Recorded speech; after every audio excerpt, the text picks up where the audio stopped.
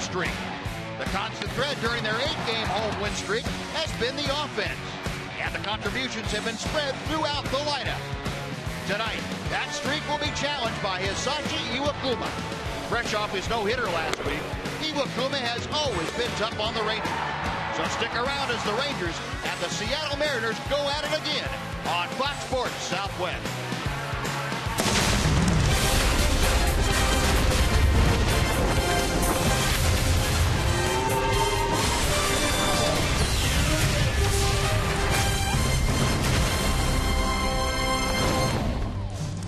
Texas Rangers baseball is presented by AT TEX UVerse TV.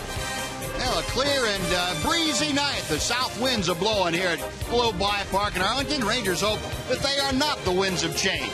They want things to stay as they are. The Rangers on a win streak. They take on the Seattle Mariners. And welcome in, everyone, along with Tom Greaves, Steve Busby. Glad you could join us on this Tuesday night for Ranger baseball. Rangers on a hot streak, 5 in a row. 8 in a row here at home, and they are looking for more against the Mariners tonight. And, Tom, you go back 10 or 11 ball games. The Rangers turned things around after a miserable loss against the Yankees. Yeah, it was, Buzz. And, for most of the season, playing poorly at home has really kept the Rangers from getting into any kind of a consistent winning streak, in spite of the fact that they've played well on the road. But you're right. After that 21-5 loss to the Yankees at the end of July, which really was the low point in the home record, 16-28, the fewest home wins in Major League Baseball 4 months into the season. Since that time, though, the Rangers have gone 11-1, best home stretch since 2010, 8-game home winning streak, the longest since 2011. They've completely turned around the poor record at home, and now they find themselves right in the thick of a pennant race. Boy, they are that. Just 3 games behind the Astros in the AL West. Just 1 game out of that second wild card race. So it's going to be interesting. They're going to have the young right-hander Chichi Gonzalez out for the start tonight. Chichi looking to tune up a dandy here this evening. Rangers and Mariners coming up next on Fox Sports Southwest.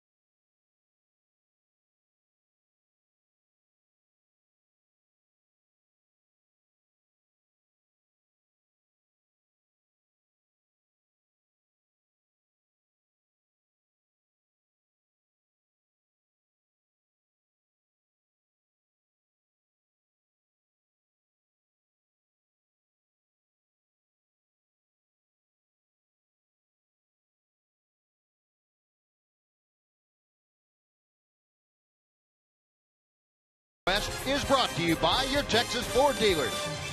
The best deals are happening now only at your Ford dealer. Ford is the best in Texas. By AT&T UVerse TV. UVerse has more live TV channels on the go than cable. And by Southwest Airlines. Book your low fare now at southwest.com.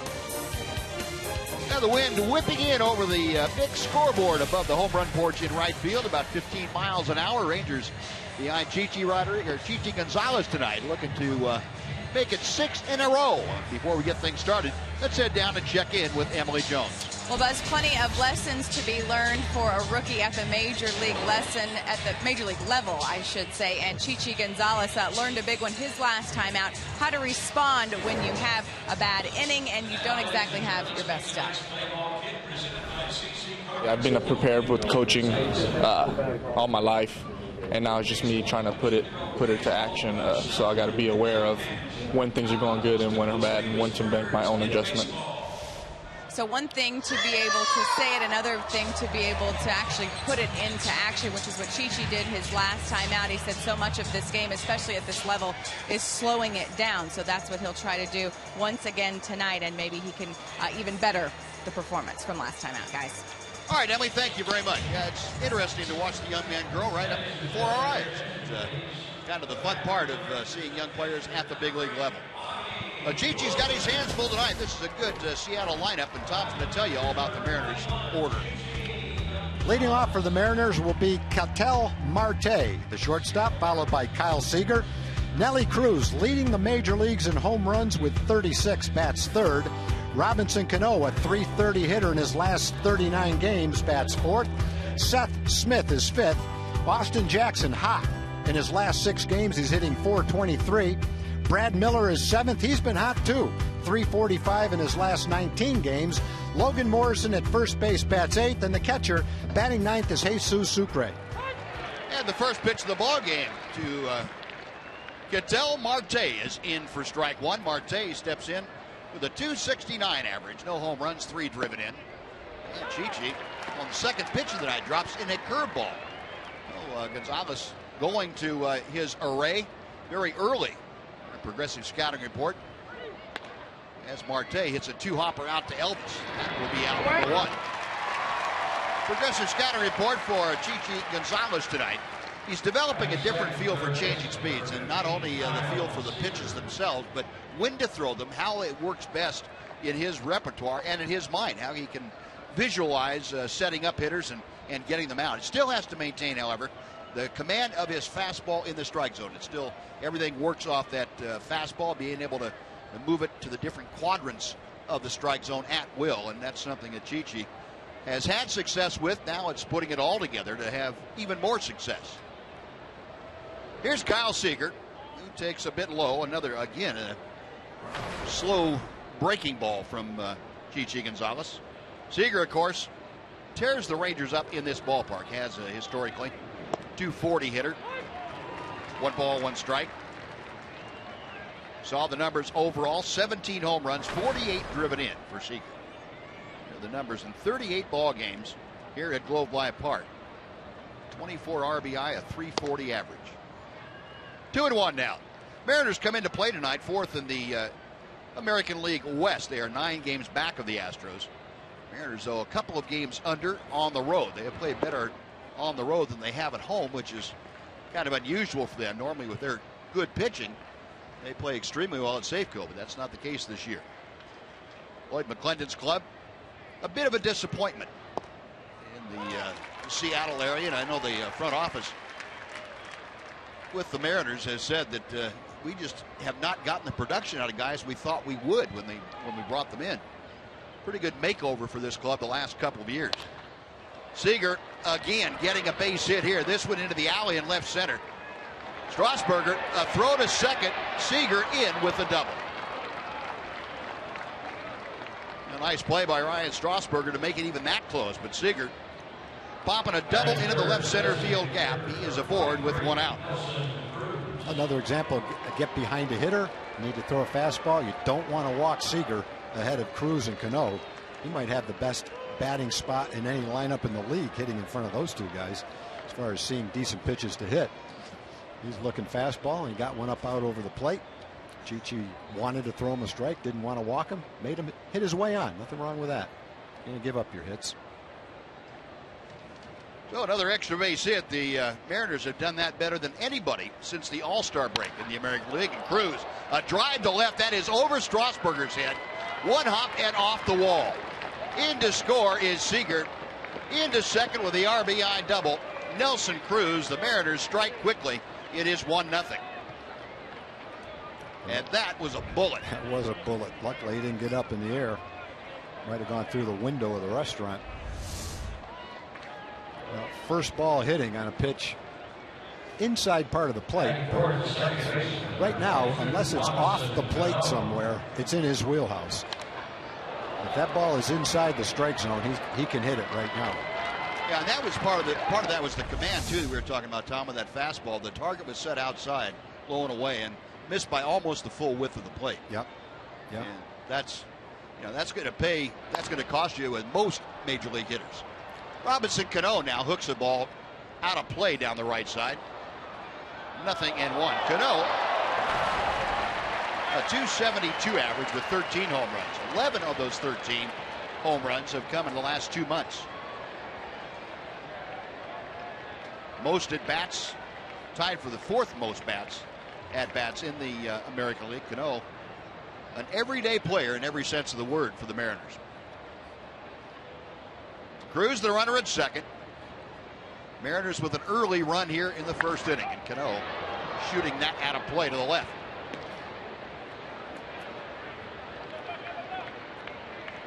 Chichi Gonzalez going back with a fastball up and in. Got it in a good spot. He has Cano now down in the count 0-2, and he can work on him a little bit here.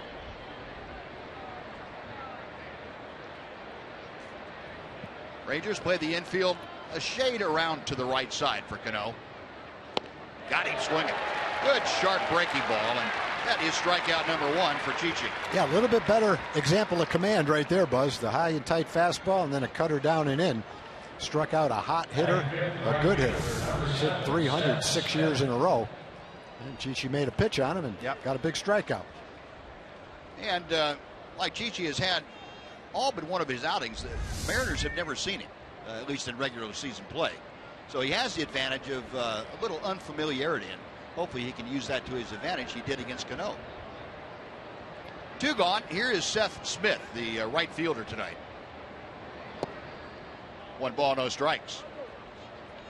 Smith, a .252 average with 9 home runs and 29 RBI this year.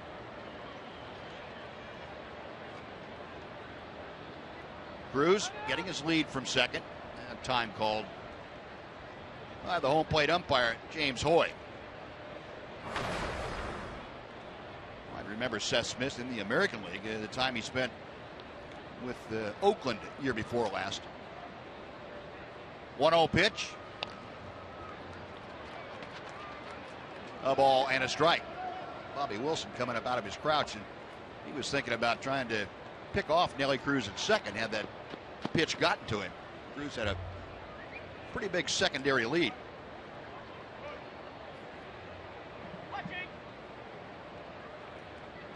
Smith has been a very streaky hitter this year. Right now he's in kind of a downturn.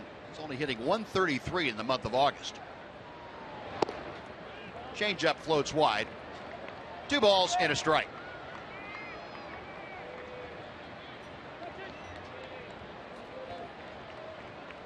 Chichi out of Oral Roberts University, Rangers' first round pick in the 2013 draft.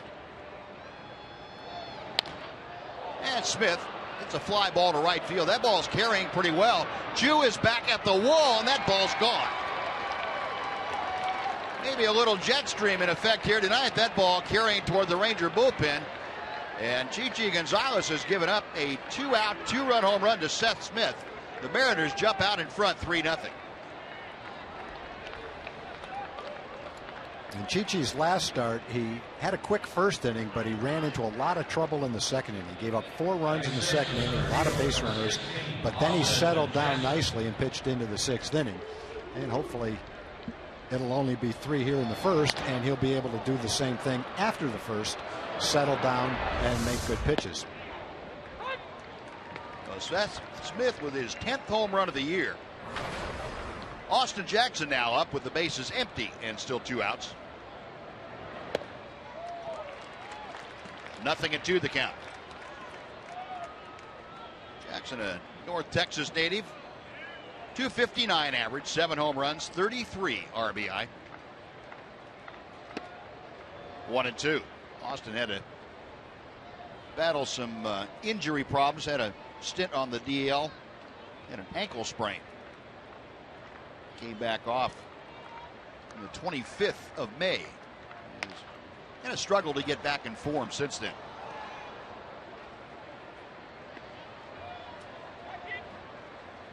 Now we have some news on the Ranger front. The Rangers are going to acquire an outfielder, Will Venable, from San Diego, or minor leaguer Marcus Green, and a player to be named later. This just breaking over the wires that the Rangers making that acquisition. Will Venable, one of the guys that Rangers see quite frequently in spring training with the Padres. And Austin Jackson, a hard one-hopper. He's thrown out by Odor, and that'll do it. But the Mariners on 3 hits, 3 extra base hits, the last being the home run. Nobody left after a half inning of play. Mariners 3, Rangers coming up.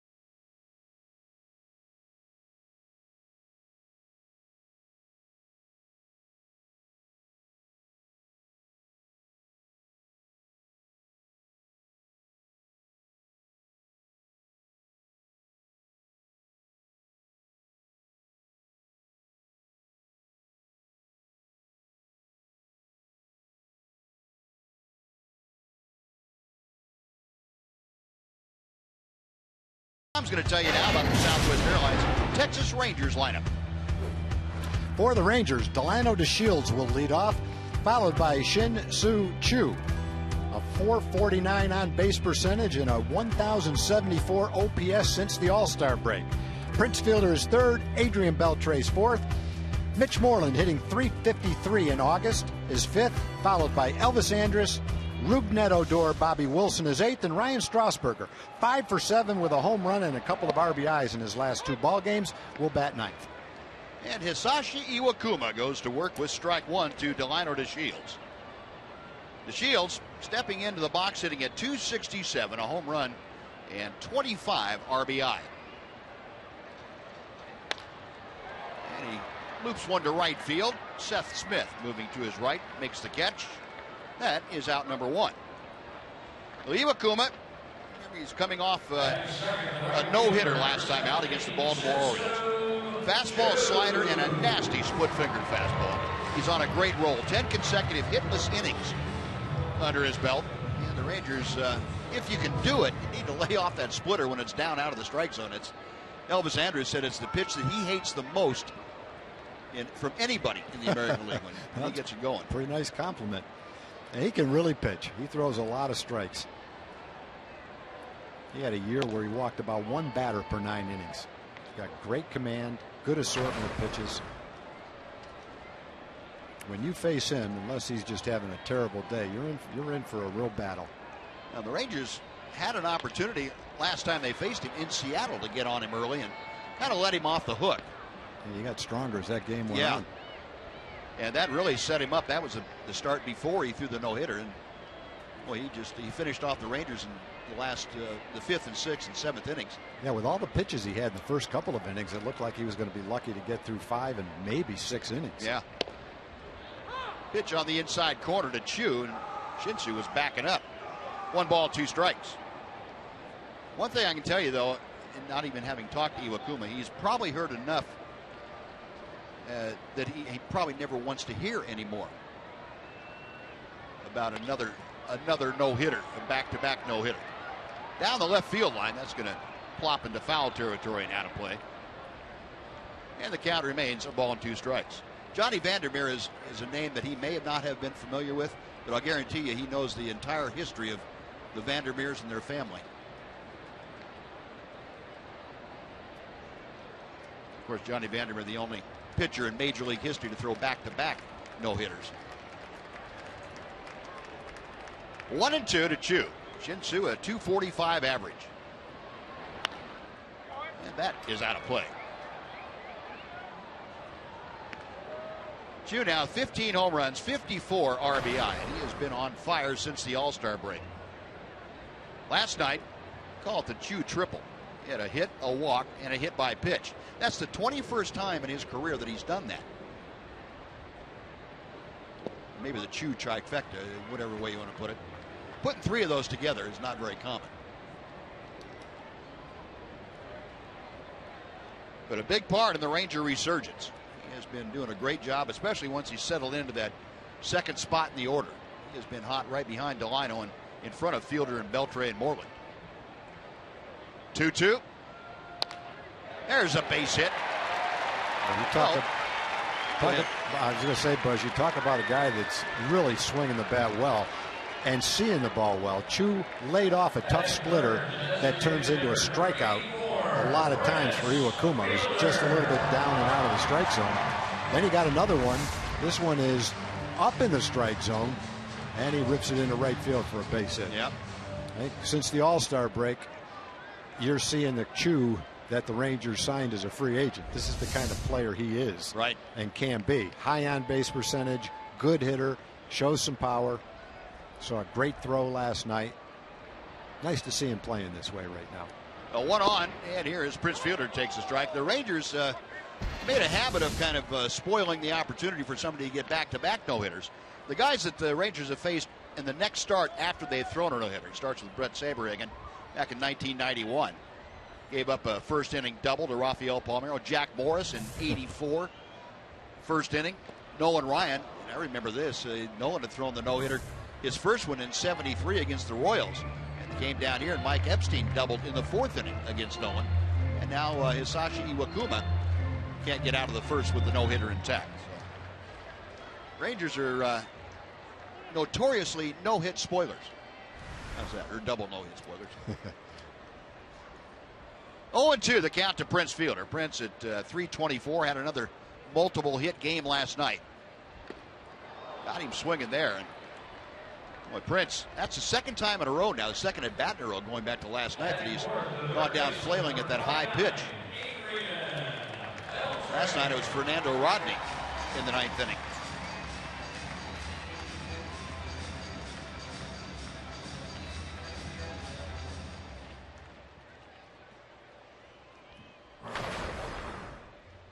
Kurt Deicher reminded me that the Rangers had the on the other side of it, they had Cole Hamels pitch the first game after he threw a no-hitter. That's right. First game in a Ranger uniform, and the Rangers broke that no-hitter up for. No, that's not right. Adrian showing bunt. It's Kyle Seager down at third, just kind of grins. He's 20 feet behind the bag. Go ahead. Adrian said, I want you in a little farther so I can get a couple more by you tonight, too. Yeah. Well, this combination with Chu on base and Beltre at the plate got it done last night the first 2 times. Adrian trying to lift that over everything and everybody. Iwakuma is one of those pitchers that has the talent, the ability, the command. When he senses where your weak spot is, off-speed pitch out of the strike zone, high fastball, in, out, you're going to see it every single time up until you show him you can hit it. He just got excellent command and a lot of know-how. Veteran guy, great pitcher in Japan. Sharply hit, almost handcuffed Seager down there, but he makes a nice play to get the force, and the Rangers are gone in the first. No runs a hit, they strand one. We have finished one at Globe Life Park. Mariners 3, Rangers nothing on Fox Sports Southwest.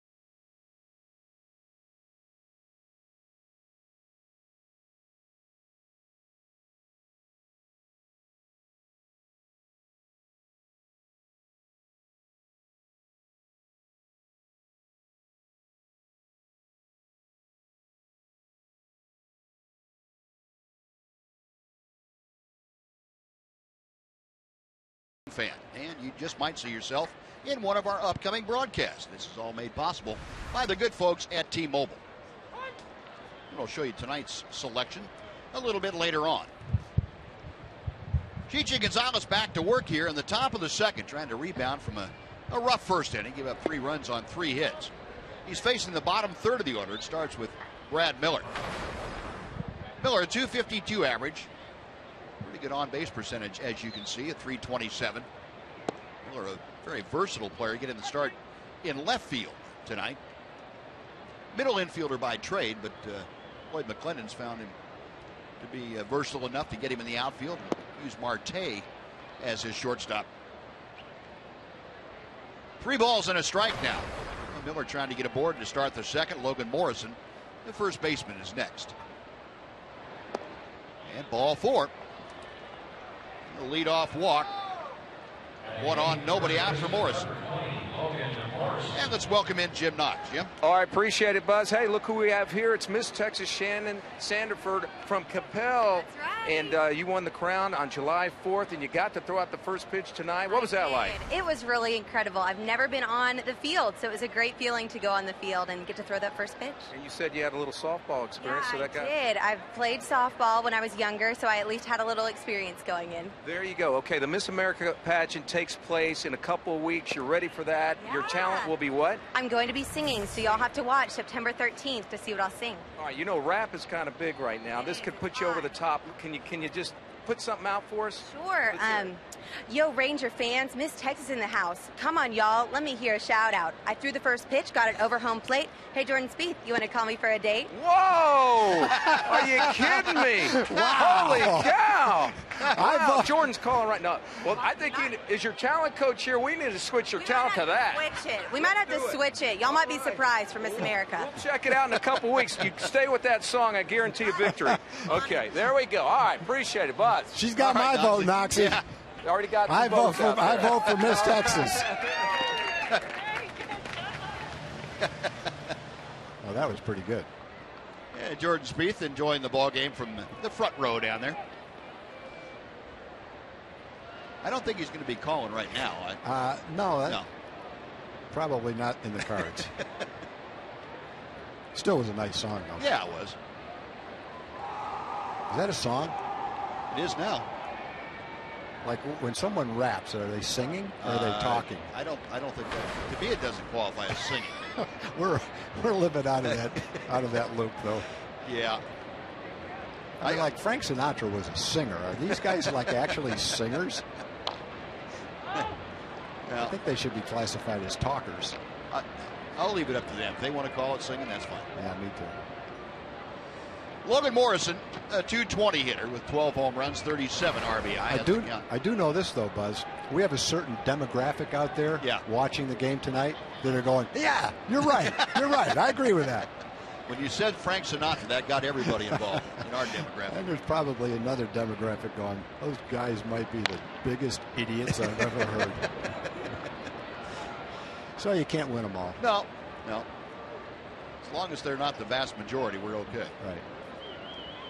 But, in our defense, I haven't met a lot of people our age, and I'm older than you are, but our age, who list rap as their favorite form of musical entertainment. I've heard your iPad. I know it's on your playlist there. There's a lot. You know that's not there then, There's right? a lot of stuff on there that I find a little questionable. The only guy up here that's a big rap fan would probably be Doug Foster, our statistician tonight. I heard he's a big rap fan. Could be. 2-2 the count to Morrison.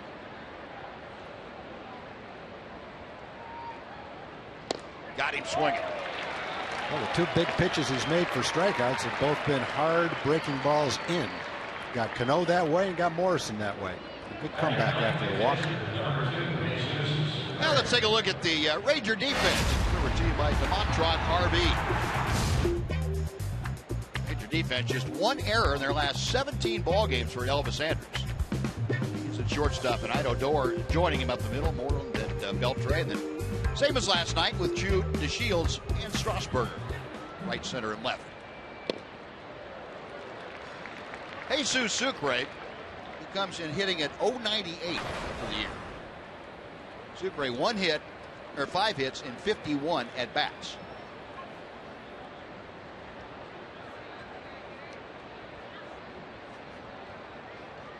Gonzalez back to the plate. Just missed that outside corner. 1-1. Sucre, the backup catcher to Mike Zunino. We talk about the Ranger catching tandem being so good offensively. Offensively for the Mariners, they are struggling with their catching tandem. Runner on the move, Miller on a hit and run, checking back, and the pitch fouled away. Zunino hitting, coming into play today, 177, and Sucre at .098. They're not producing nearly as well as the Ranger catchers have. Yeah, we were talking before the game, Buzz, looking at the stats. The Ranger catchers, the 2 that are on the disabled list, the 2 that are active right now, have 61 runs batted in for the season. That's pretty solid. That's pretty good production for your catcher. I guess so. Considering, they generally hit near the bottom of the order. Most managers will say they want their catcher to be defense first. Yet look at where the catchers stand on our team. And when a catcher, whoever has at bats as a catcher, he was the only guy in the game that night. It's not like they double up as a DH where you've got an overlap. 4 catchers combined with their RBIs. That's the RBIs that the catcher has in every single game. That's right. And they also have 14 home runs. Tally those things up.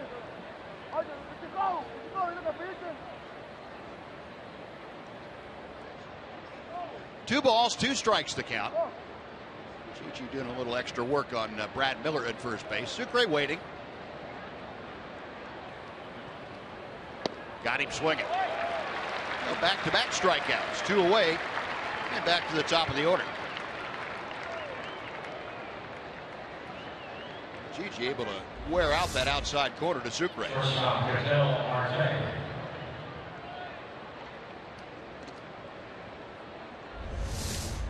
Ketel Marte began things this evening by grounding out to short. Marte, a .264 average, switch hitter, batting from the left side against the right-hander Gonzalez. Takes ball one.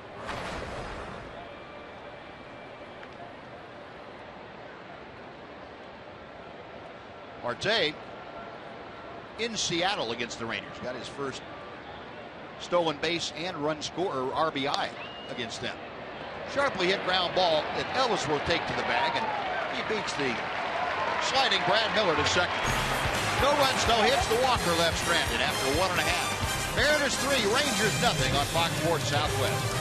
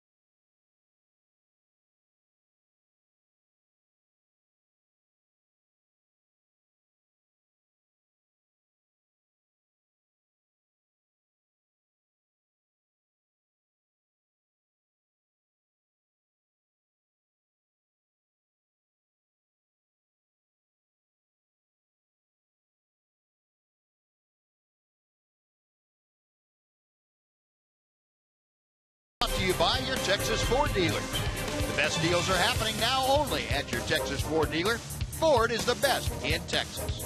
And by Geico, 15 minutes could save you 15% or more on car insurance. Mitch Moreland will lead off the Rangers' second inning. Mitch chopping one foul off the screen in front of the Ranger dugout for strike one. Moreland now hitting at .295 as he enters play tonight against Iwakuma. Not a lot of success for Mitch. He's 5 for 24. Matter of fact, on the Ranger club, Adrian Beltre, the only one that stands out as having been moderately successful. Adrian 11 for 33 into play tonight. Ruben Odor, the only other hitter above 300 with any significant amount of at-bats.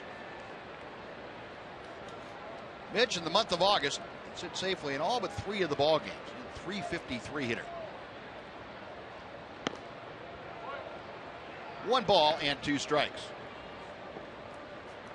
That was a pitch that last in that high fastball that watching Iwakuma in that no-hitter that he threw against Baltimore, he broke that out more often than I've seen him in the past against the Rangers anyway. It almost looked like a riser. Yeah. That one he struck out Adam Jones with looked like it went up. And it had some cutting action to it also. And you know, I'd seen him throw some high fastballs, but he purposely threw it up there above letter high, shoulder high, and just said here. And you wouldn't think that a guy that throws 90, 91 miles an hour would get away with that. Guys were swinging through it all day long. Then he comes back with that, and that's kind of typical of what has happened the last few outings.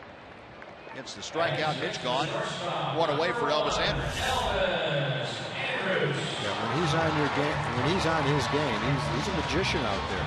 You can't guess along with him. You have no idea what he's going to throw. You don't know where he's going to throw it. He doesn't have to be a mid-90s guy to make you look bad. That fastball with all the other pitches he's got, whatever it comes in there at, 86, 90, whatever it is, it's plenty.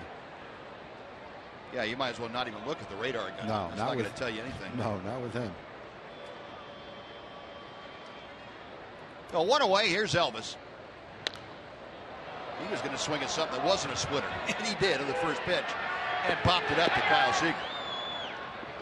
Well, not a bad plan. Unfortunately, that was one of those high ones that couldn't get on top of. Elvis is the second out. Now Rougned Odor.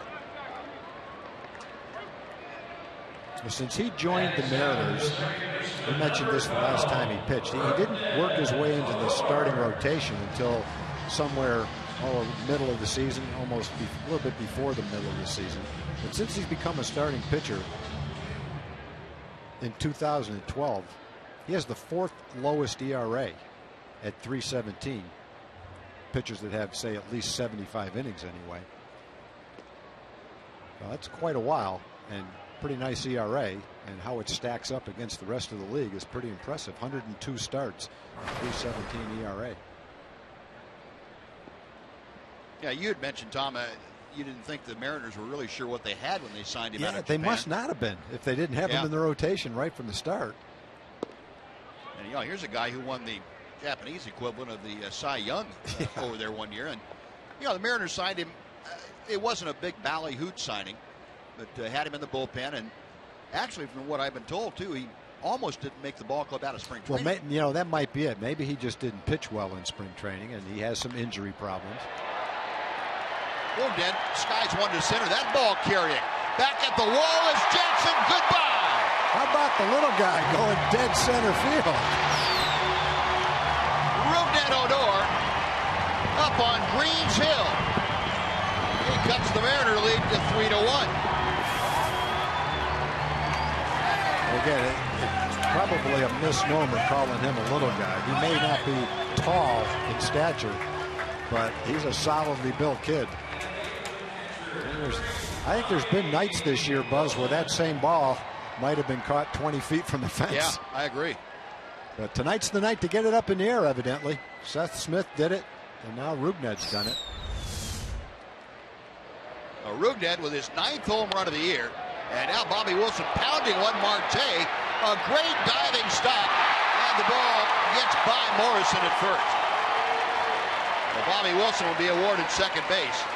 Oh, what an effort, though, by Ketel Marte, the shortstop. A complete full-out dive that gloved that ball and had time to throw him out. Just was a little short with the throw. I would think that would be an infield hit and an error. We'll see. Tough to give a guy an error when he makes that kind of a play. He was reaching out toward left field to get that ball. It was by him. Just wasn't able to get it over there in the air. At the same time, we've said so many times this year, ball like that, it's an automatic out if Mitch Moreland's playing first base. Looking at that, it is going to be a single and an error. Strasburger to right field, and that hangs up for Smith to make the catch. So that'll do it. Rangers do get on the board, though. Rougned Odor with his 9th home run of the year gets the Rangers a run. We'll go to the 3rd inning. It's now 3-1 Seattle.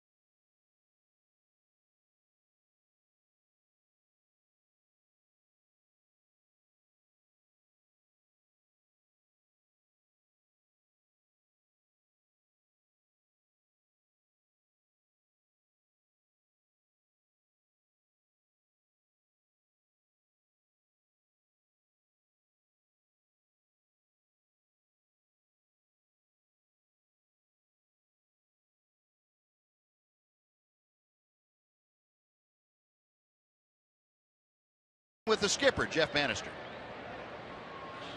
Jeff, thanks for joining us. Ball club right now in the middle of a great streak, both at home, which had been a little problematic, but just playing good, solid baseball. We talked about last night's game, maybe the most solid game we've seen all year from them.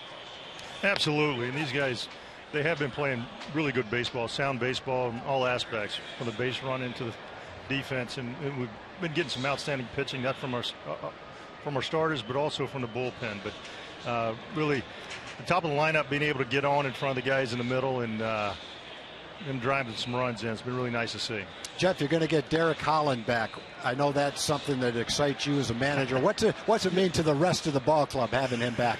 Well, I think they're all excited, really, to get Derek back on the mound, a guy that we hadn't seen since opening day, and it's been a long time, and they're all excited. We can't wait to see what he's got for us tomorrow, and one thing we need to make sure of is that our expectations are is for him to go out there and just give us what he's got and don't try to do too much. Jeff, you've got to be also very encouraged by the fill-in players, if you will, the guys that have come on, not expected to play a huge role, and they're contributing mightily. You got it. Strasburger playing left field and doing what he's doing at the plate has been exceptional. The two catchers that really have shown up and solidified some things behind the plate for us, for being there and handling this pitching staff, but also chipping in on the offensive side as well. Jeff, thanks very much. Keep it going. It's an awful lot of fun watching it. You got it. Thank you. All right. Well, Jeff Bannister, we appreciate him taking the time to join us. And thoughts. It's fun to talk to a skipper that is leading a club in the middle of a hot streak. they've always, it's just, they always have a lot of great things to say, which about everybody. And it seems like when the ball club's playing well, everybody is contributing in one manner or another, and you can almost feel a sense of pride coming from the manager that, hey, these are my guys and they're doing the job. I can't believe that last pitch wasn't called a strike. Make a pitch in the middle of the strike zone like that, don't get it called a strike against Nelly Cruz. That's a tough one. Well, 2 balls and 1 strike to count to Cruz, who had an RBI double in the first inning. Cruz driving in his 75th run of the year. Cruz came in to play tonight 4th in the American League in RBI, and Beltre is going to back up. They get the play at second. The jump throw not in time. That would have been a highlight reel double play, and Rugnet pulled that off. Ball just not hit sharply enough. What a nice turn by Rugnet Odor. Adrian had a ball like this last night, a tough hop that he made.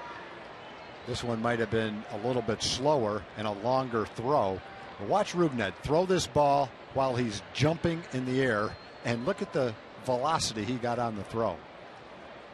He's jumping and throwing it all at the same time with something on it.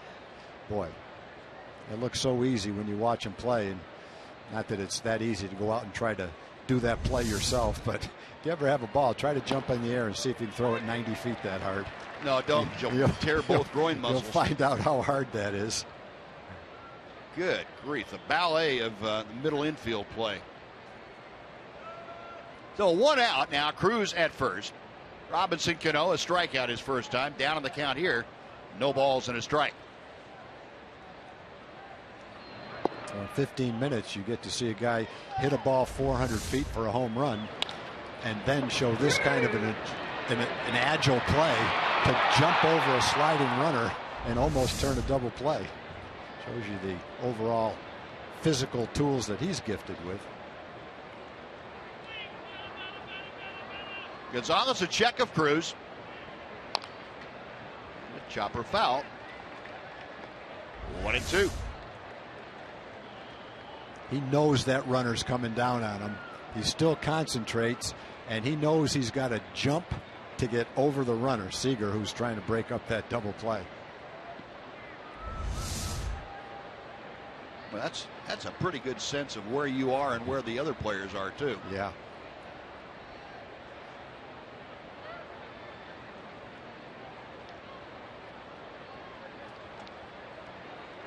Robinson Cano back in the batter's box. 1 ball, 2 strikes.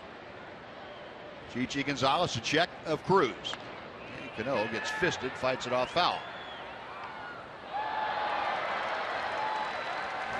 Cano, we talked about what he has done since he moved into the lead, into the fourth spot, into the cleanup spot. You go back since July 1st, that's 39 games. He's hit .333.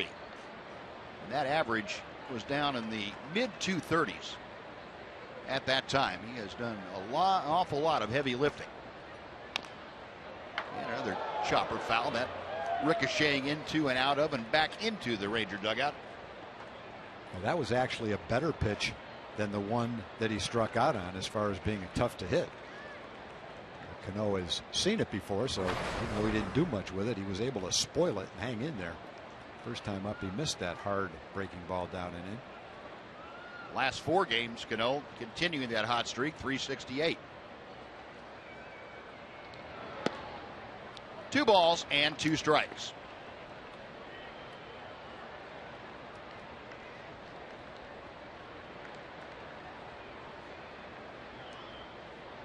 Nelly Cruz on at first base, 1 out. Top of the 3rd inning. Mariners on top, 3-1. Another ripped foul ball down the first base side.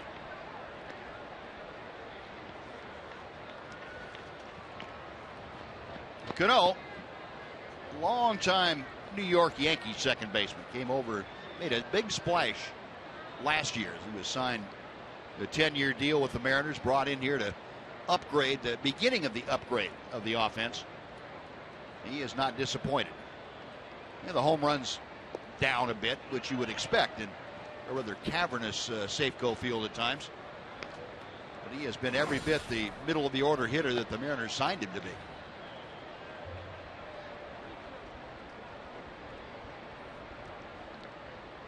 James Hoy letting everybody know it's a 3-ball, 2-strike count. This is the 9th pitch of the at-bat coming up from Chichi Gonzalez. Seth Smith waiting to be next. There goes Cruz, and Robinson Cano taps one to Mitch Moreland.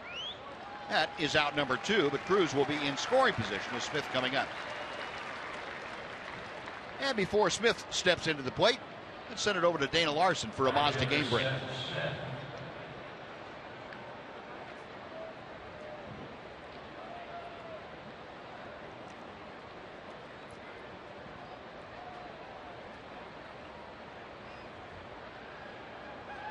All right, Dana, thank you.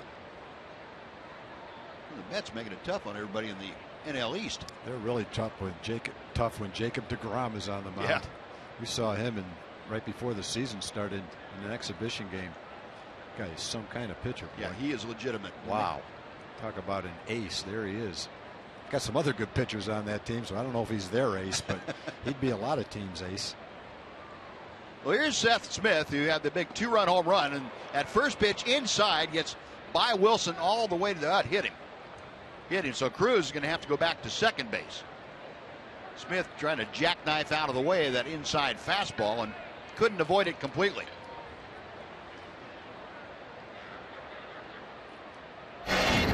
Speaking about Jacob deGrom, tonight against the Orioles, 3 innings pitched, 1 hit, 3 walks. This season, second lowest ERA in the National League at 2.03. 152 strikeouts and 28 walks. That's kind of ridiculous. Man, 5.4. He throws hard. Yes, too, he boy. does. Yeah, that night that we saw him here in the Mets game, I mean, that was a preseason game. It was his tune-up, and he was airing it out. Yeah, I barely heard his name because obviously we don't see the National League all the time. He lit our eyes up, boy. Not that that was any revelation. It's something that people in the National League and the Mets have seen a lot. Well, when you haven't seen a guy, you wonder. I think in the back of your mind, is this really that good? Yeah. And I think both of us came away with the idea, yeah, it was that good. Yeah, it was. A visit to the mound by Mike Maddox. Austin Jackson takes strike 1. Jackson hit a hard one-hopper, but right at Rougned Odor his first time up. Mariners runners at first and second, 2 outs here in the 3rd inning.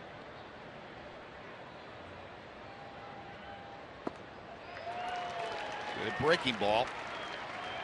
It is 0-2.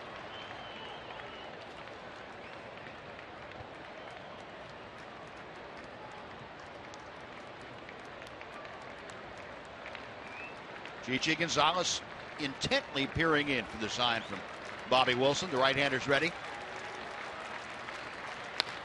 Line drive right at Mitch Moreland. Well positioned off the line, and the line drive settling into the leather. No runs, 1 hit, 2 left. After 2.5, Mariners 3, Rangers 1.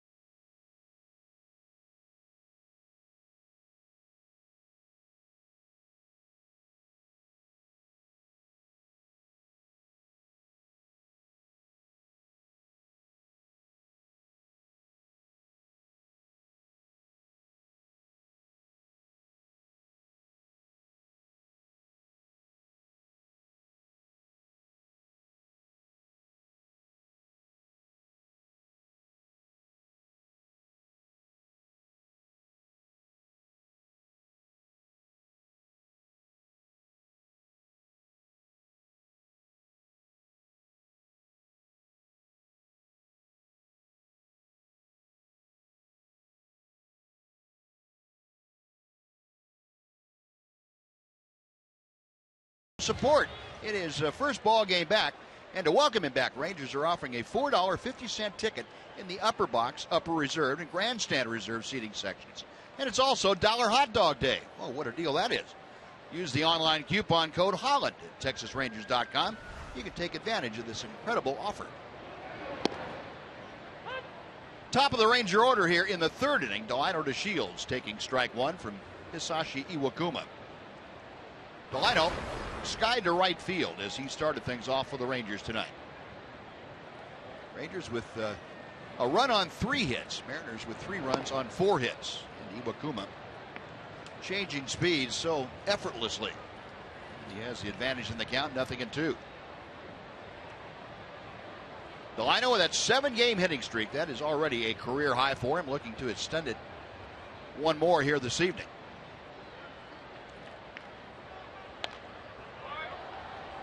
Still 0-2. The Shields over those 7 games has hit .320. And just as importantly, he's gotten on base with 4 walks in the 7 games.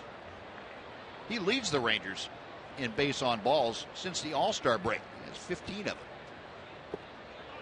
1 ball, 2 strikes.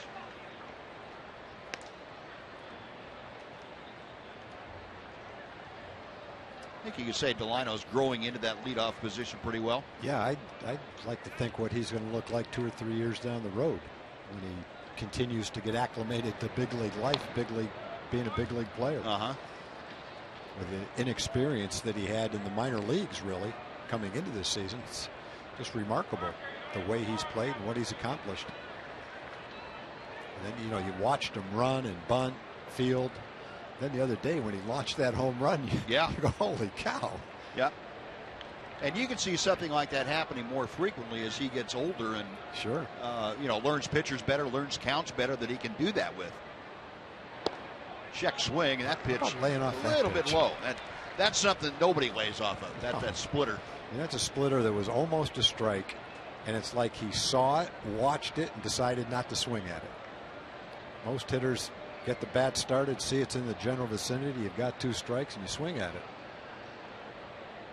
The 2-2. Got him swinging that time. That's a pretty good pitch right there. He's got the fastball that he can locate, the splitter that he can strike you out with, and if you watch the splitter and lay off it, come back with a little slider. show you something else, a different look.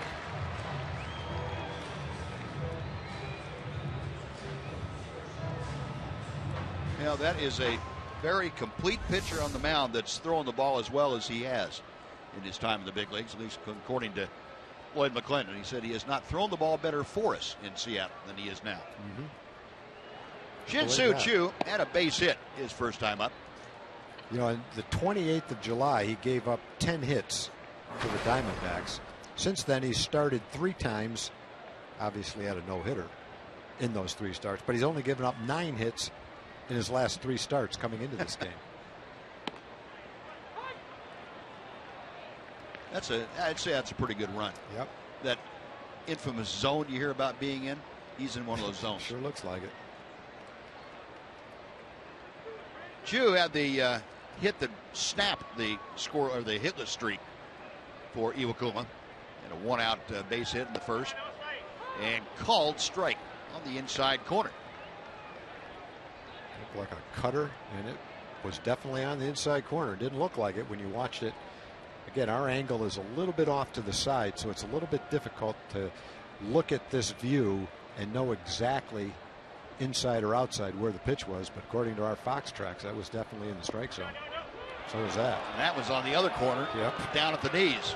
One is up and in on the corner, the other's down and away on the corner. And they're both strikes, but if you're the hitter and you see borderline pitches inside, outside, up and down like that, there's no way both of those pitches feel like they could have been strikes to you. You feel like there's no way the plate's that big that they both could be strikes because of the variation in the location, but actually they were. No, that's back-to-back strikeouts, 4 in the game now for Iwakuma. Here's Prince Fielder, and he goes after that first pitch. It's a towering pop foul. Sucre right at the railing, and that ball in the photographer's well down there. What breeze there is coming in from right field kind of helped push that out of play. Part of the home field advantage. Those flags whipping in from right field. Warm night, 93 degrees or so at the moment.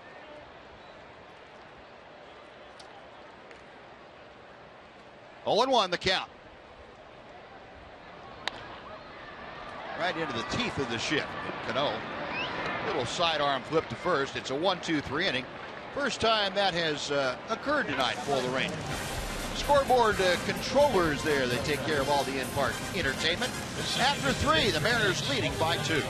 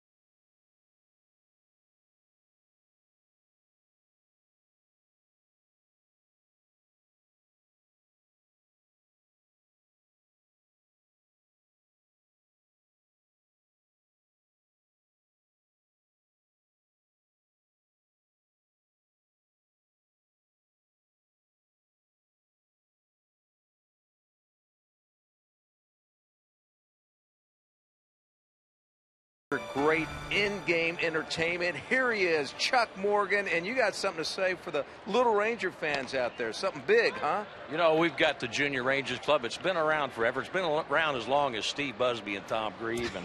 But it's Junior Rangers. It's a $160 value for just $20. You can sign up online or out here at the ballpark. You get a gorgeous sweatshirt bag, tickets to games. You get a Rangers baseball. Nice.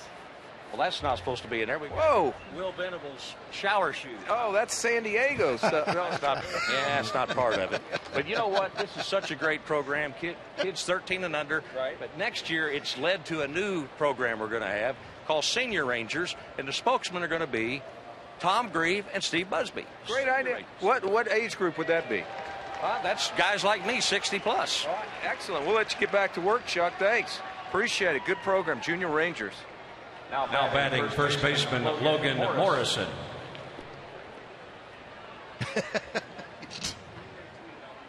Chuck can pull some of the things out of that bag. Wow. A little scary there for a minute. He's the greatest. That's all I know. And that would be the voice of Mark McLemore joining us in the booth for the next couple of innings. Nice to see you again, Mac. Good to see you guys. Did you bring your offense with you tonight? I brought some offense. Okay. I brought some offense, but right now I've got the defense going. Yeah. But the offense will show up here in a minute. Defense has been pretty good again. Defense has been excellent. I'll take it. Logan Morrison strikeout his first time up. He is down in the count, 0-2. And Chichi Gonzalez turning things around pretty well. Chichi, of course, the rough first inning. We've got 3 extra base hits, the crowning blow, the 2-run home run by Seth Smith. But since then, he just kept the Mariners off the scoreboard. Also has been getting ahead of hitters very consistently. He's the 5th hitter now that he's had an 0-2 count on. Key now is to figure out how to go from 0-2 to the next hitter with nobody on base. How do you put that guy away?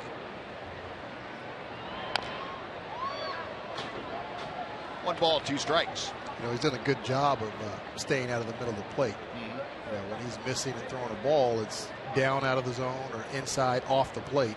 And that's what you want. You don't want a pitcher missing and he's missing out over the plate because that's when he's going to get hit. Back to the plate.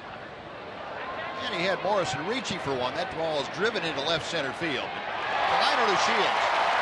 Gliding to his right makes the catch. Better communication that time. We saw Ryan Strasburger and Delino have a little problem in a couple of games, but no problem there as Strasburger peeled away. Yeah, I think they've had a little talk, a little discussion about that. If Delino could get to it, it's going to be his ball. You see Ryan take a peek at him a couple times and then peel off, knows he's got it under control, and Delino calling for it. Yep. There we go. And not just once, but over and over and over, and that's what you've got to do because, you know, as we heard, as soon as the ball went up in the air, the crowd noise went up. So a lot of times you may think, okay, just because they're that close on the field, that if they say something, they can hear one another. But that is not the case. When the crowd gets going, you don't hear a thing. They could literally be right next to each other, screaming at the top of their lungs, and you won't hear.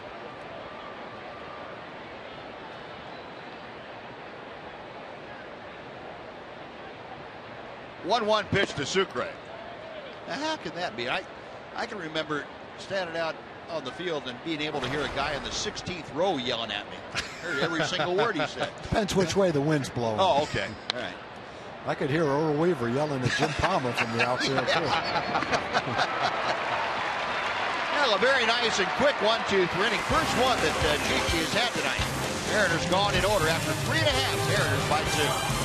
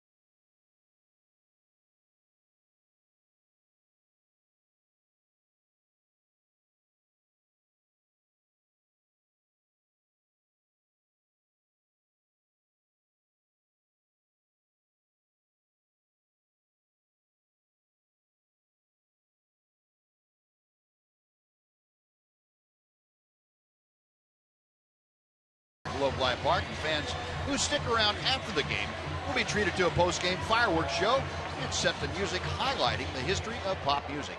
Fans using the online coupon code FIREWORKS at TexasRangers.com/specials can get seats for $14. Seats are going fast, so don't wait. Get yours today.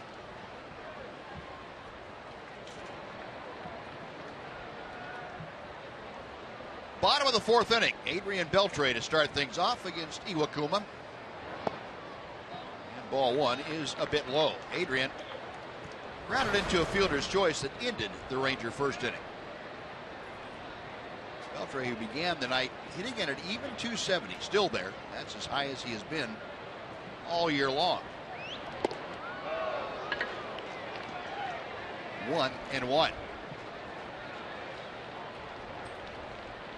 Adrian with a grimace out of it. He didn't drop the bat, so that's good. It's improving a little bit. But still, the grimace would tell you that not completely pain-free. 6-game hitting streak for the Ranger third sacker. Tough play by Seager, and he makes a nice backhand. Wow. Boy, that was do or die, wasn't it? That really was. We've got two of the best third basemen in the game playing here in this series. Seager is very, very good at third base. We all know about Adrian Beltre and how good he is. But this is a very tough ball. Kind of got caught, wasn't sure, and said, oh, well, let's see what we could do. And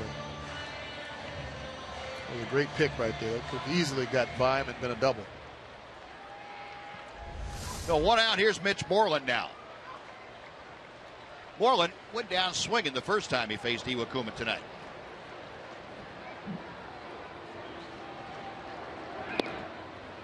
When Iwakuma has many variations of fastball and breaking ball, not to mention the splitters you want to see. Subtle changes in speed, subtle changes in movement. I think he's got a pretty good idea of what he's doing out there. He sure looks like it. You look at how hard he's throwing or how soft he's throwing, and you're wondering, why can't these guys hit it? Because it's moving. And he very rarely throws the same pitch at the same speed in the same location.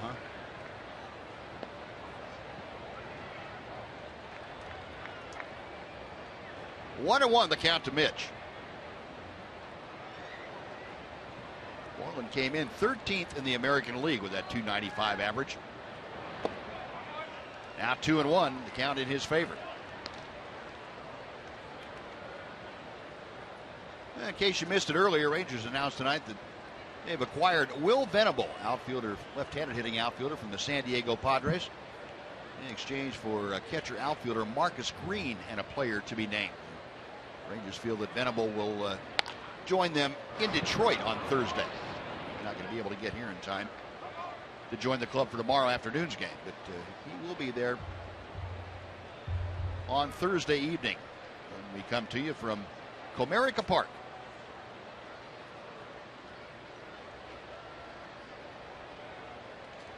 It's an interesting question, and I'm not going to speculate as whose place he'll take. Yeah, the first thing I thought, Mitch looping one to right, but that's going to hang up for Smith. First thing I thought it was maybe Josh's knee is not as good as he's letting on. Yeah, that's I don't know.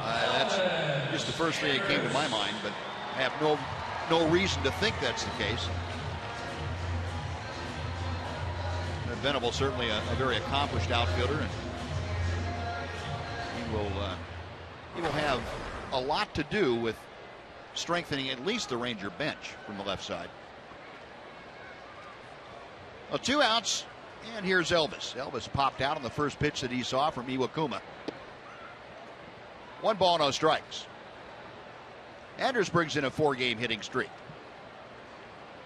That at 267. Just 1 hit in each of those 4 games.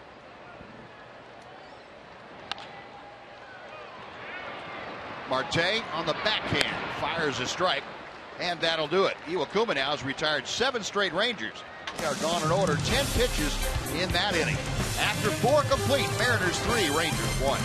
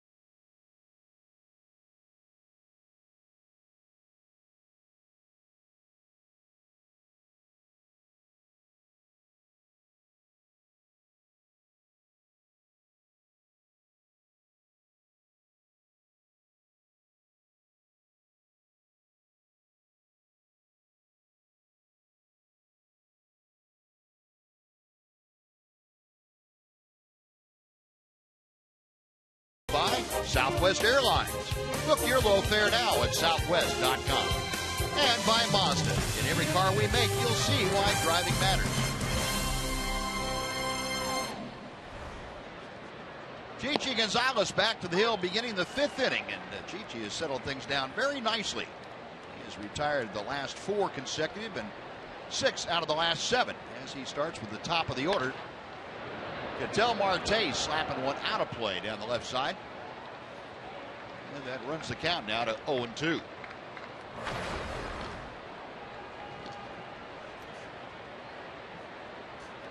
Chichi is done a very good job of settling things down. Now, we were talking, Buzz, in the first inning and about his last start in Minnesota when he gave up the 4 runs and was in further trouble. He pitched out of it, but he gave up those 4 runs, and after that pitched into the 6th inning, turned things around nicely.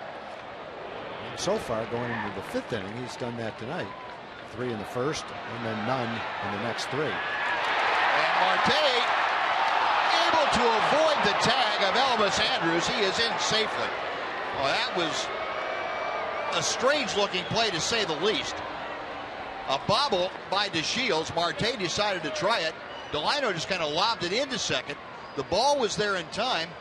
Elvis couldn't find Marte as he was trying to slide in. Well, there's been a couple of plays in the last week where it looked like the Rangers had a shot at the runner and just weren't able to make the tag. Nice slide by Marte. Things being held up here momentarily. Jeff Bannister waiting for Steve Buechele to get the word from Joey Probinski upstairs, who's looking at all the replay angles. John Tempane, the umpire out there at second, right on top of it. He had an excellent angle, and even though Marte came off the bag, as you saw, Elvis couldn't keep the tag on him. Well, that play is going to be allowed to stand as called. So Marte at second with nobody out.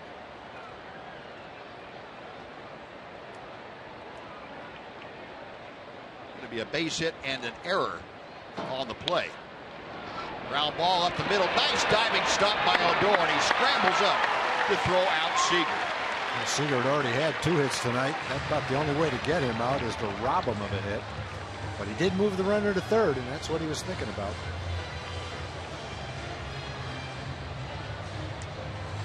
Rougned Odor having a pretty good defensive homestand. Very nice. Goes to his right, lays out, throws from one knee, and finally figures out a way to get Seager out. We're still waiting, by the way, for the ruling on who the error was charged to on the ball that let Marte get from first to second. So now Nelson Cruz with the infield pulled all the way in, and Nelly expanding his strike zone a little bit, waving at the breaking ball. 0-1. Cruz an RBI double and a run scored in the first inning. Reached on a fielder's choice in the third. That's tap foul. And Chichi Gonzalez able to get ahead of the top RBI man on the Seattle club. We now understand it was an error charge to Delino DeShields on that ball. Delino just had to go off of his glove. Got him swinging. That's a pretty nice at bat for Chichi right there.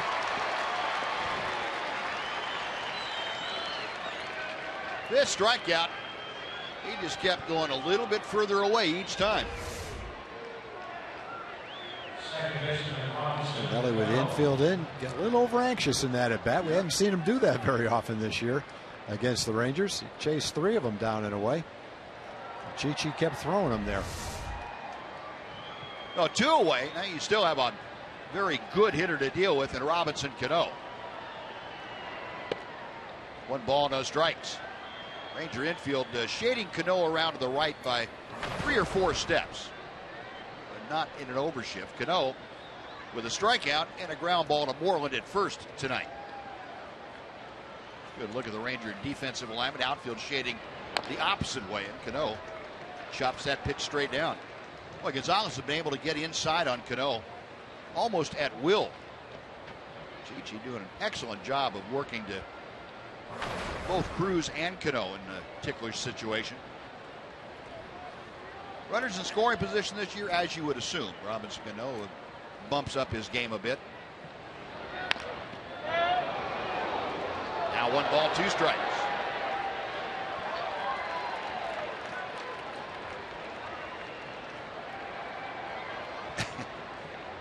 Gonna have to apply a little ice to that hand.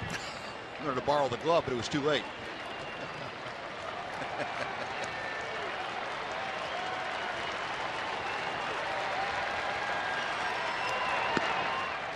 Two and two now.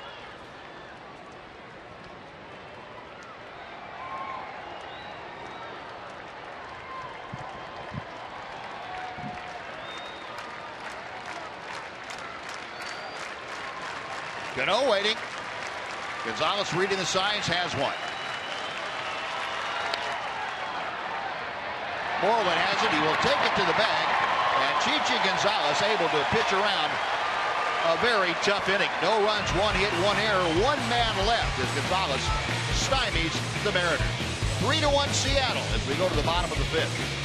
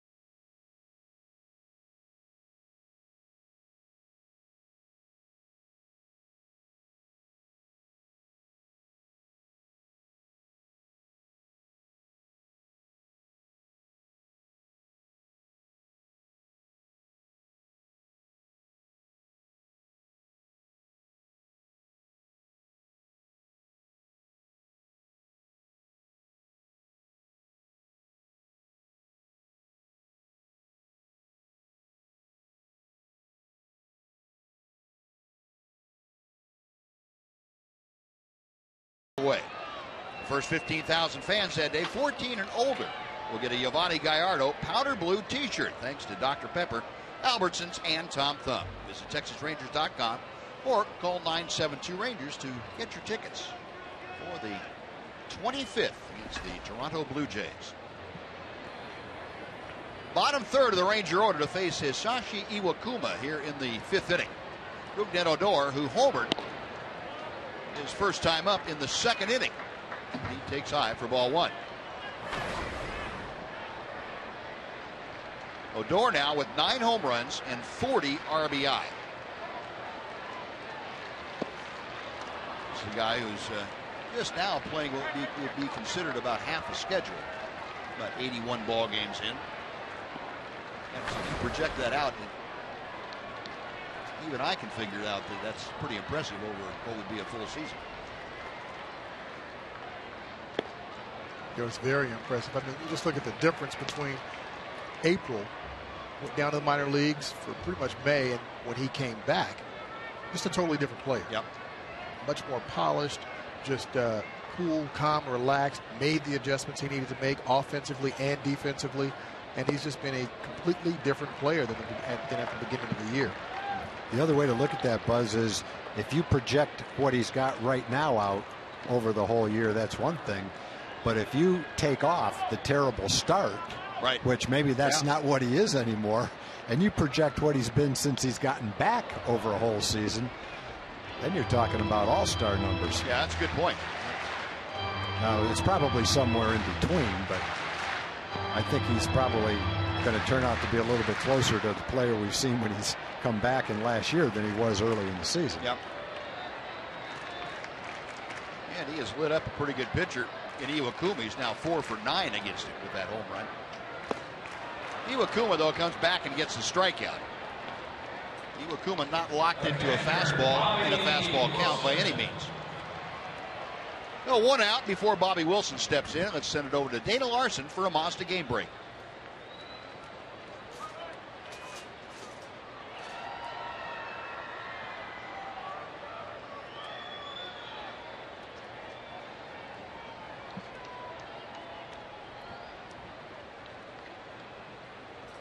Thank you, Dana. And Wilson reaching for a pitch away, grounds to short. That is out number 2. All of a sudden, this is eerily similar to the ball game that Iwakuma threw in Seattle, where Rangers had him a little bit. I'm not saying they had him on the ropes tonight, but at least they're getting some base runners, and all of a sudden he kicked it in, and he is starting to mold the Rangers down. That is 9 straight now sent down by the right-hander. Yeah, he just looks like a guy that makes adjustments. You know, he knows what a hitter did the first time up. If he got a hit, he's not going to see that pitch again. If he does see that same pitch, it's probably not going to be in the same location. So Odor hit a fastball out that was up in the zone, and all he threw him were split fingers in that last at bat. So he makes his adjustments as the game goes on. And Strasburger going after that let up breaking ball. 0-2. Ryan lined out to right field, his first time up there. Heard Jeff Bannister talking about the contributions of guys like Ryan Strasburger stepping in and doing a great job. He's hit safely in each of his last 2 ball games. With 2 starts, this is his 3rd start since Josh Hamilton has been unavailable. High and tight. And the count is a ball and 2 strikes. Dave Magadan, Ranger hitting coach, along with the skipper. Got him swinging. That split finger went about 6 different ways and then finally down and in. Like a knuckleball. A couple of strikeouts, 10 straight sent down by Iwakuma. We're through 5. The Mariners lead 3-1. Mac, thanks for joining us. We'll see you after the ball game on Rangers Live. All right.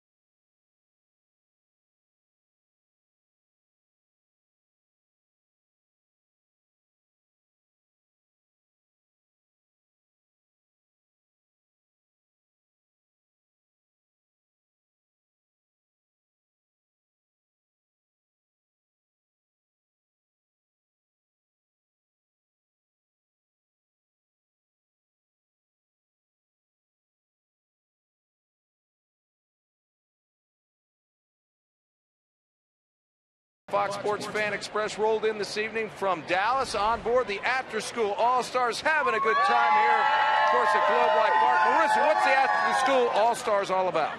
We have an after-school program that we provide comprehensive programming for middle school kids all in Dallas, and we're just really, really thankful to be here. Thanks to the Rangers and to Fox Sports Southwest for giving us this opportunity to have our kids and our mentors here to come out and enjoy the ball game. There we go. Good to have you out here. Enjoy the rest of the game, all right? There we go. Buzz? All right, Noxie, thank you. Chichi Gonzalez to the hill now, starting the top of the 6th inning. He's facing Seth Smith. Smith hit the 2-run home run in the 1st inning. That was the last time that Mariners had been able to get on the board against Gonzalez. Last time up, Smith plunked by a pitch. 1 ball and 1 strike. Chichi Gonzalez gave up 3 runs on 3 hits in that 1st inning. Since then, he has shut out the Mariners on just 2 hits with 4 strikeouts. He's really pitched well. He had a leadoff walk in the 2nd, a leadoff single in the 3rd, a leadoff single and an error, which put a man on 2nd and no outs in the 5th, and he's pitched around it each time in that inning. He's probably, Buzz, in this game had swing and miss pitches at a higher rate than any start we've seen. Yeah. Made a lot of good pitches and made the Mariners look bad in a lot of cases. And coming into the game, he'd walked 24 batters and only struck out 19 in 49 innings, but he's reversed that ratio in this game with 1 walk and 5 strikeouts through 5 innings. Made a lot of good pitches. Yes, he has. 3-2 the count to Smith.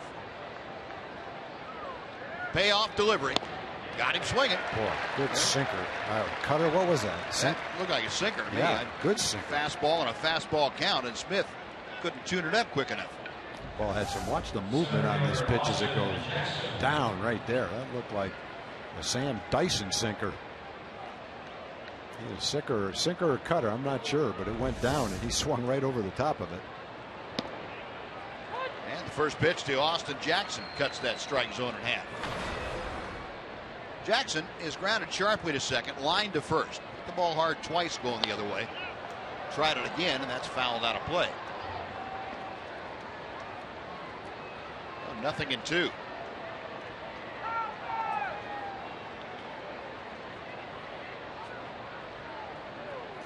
Eighth time now that Chichi has gotten ahead of the hitter. 0-2. And he makes quick work of Jackson. Wow. Strikeout number 7 for Gonzalez. This is kind of what Chichi looked like, really, with maybe even better swing and miss stuff tonight, but kind of what he looked like in his first 4 starts. Yeah. You know, he started out 2-1 with an 0.90 ERA, only gave up 3 runs in 30 innings in his first 4 starts. And boy, after the 1st inning, that's kind of what he's looked like tonight. Sure has. Now, Brad Miller has walked and struck out tonight. Going the other way, and it's a foul ball. Mariners kind of got to him in the 1st inning. It almost caught him by surprise. He got behind Seager, gave up a line drive in the gap, then wanted to get ahead of Nelly Cruz with a fastball. Nelly didn't let him. He doubled off the wall in left field. Fly ball pushing Strasburger toward the line. Nice job of settling down. Yep. 3 up, 3 down. That is 6 straight now, set down by Chichi Gonzalez and the Rangers. An 11-pitch inning gets him through the 6th. 5.5 in the books. Mariners by 2.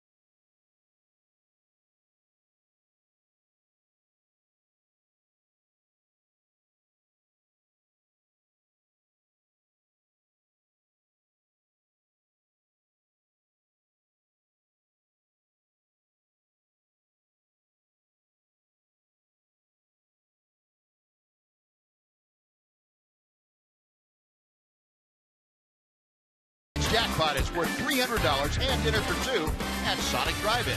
If a Ranger hits a home run during this inning, Rita Nipstein of Forest City is going to win $300. If a Ranger hits a grand slam during the inning, Rita will take home $25,000. You can register at any participating Sonic restaurant. Well, top of the Ranger order here in the sixth inning. Delino DeShields has flied out and struck out. Masashi Iwakuma through 5 has been awfully tough. Delino trying to get aboard. Rangers trailing 3-1.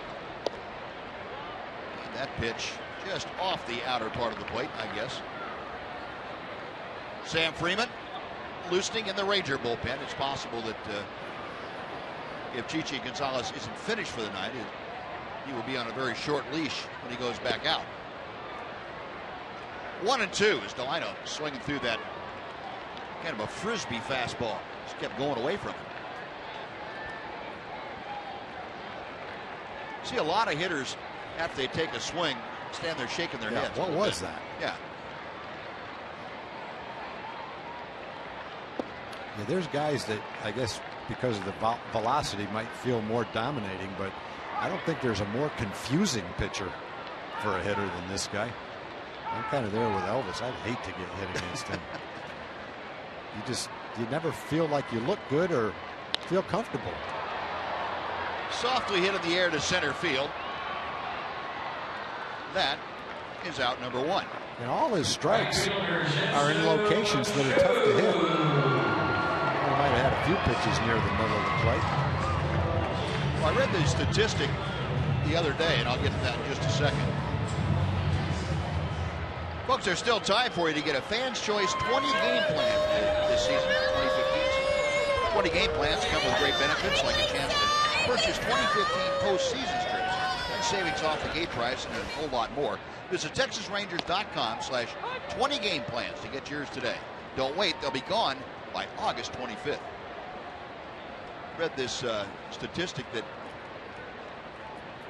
according to Major League Baseball, he threw 41% would have been called strikes in his no-hitter. And he threw I think it was 69% strikes overall, but only 41% of them would have been strikes had they not swung at. Yeah. And that tells you that it's real tough to pick up his pitches or differentiate, I guess. No doubt about it. And that he doesn't throw a lot of pitches in the middle of the plate. Well, he's only thrown 68 pitches tonight. 49 of them have been strikes.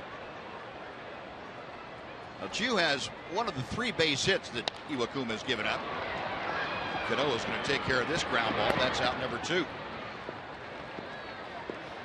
Now 12 straight sent down by Iwakuma. Rangers have not had a base runner since Bobby Wilson's infield single back in the second. Prince Fielder will step in with 2 outs. The base is empty.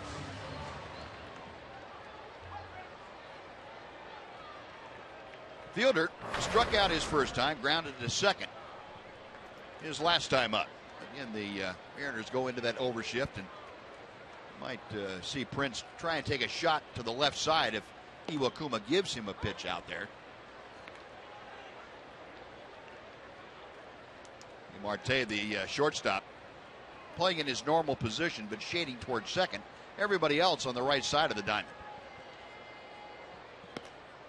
1 ball and 1 strike.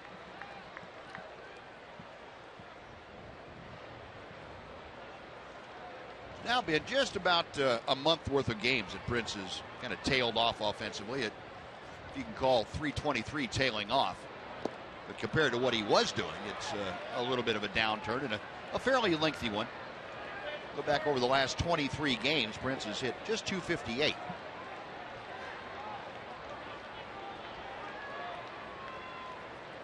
Say one thing though for the Rangers, Prince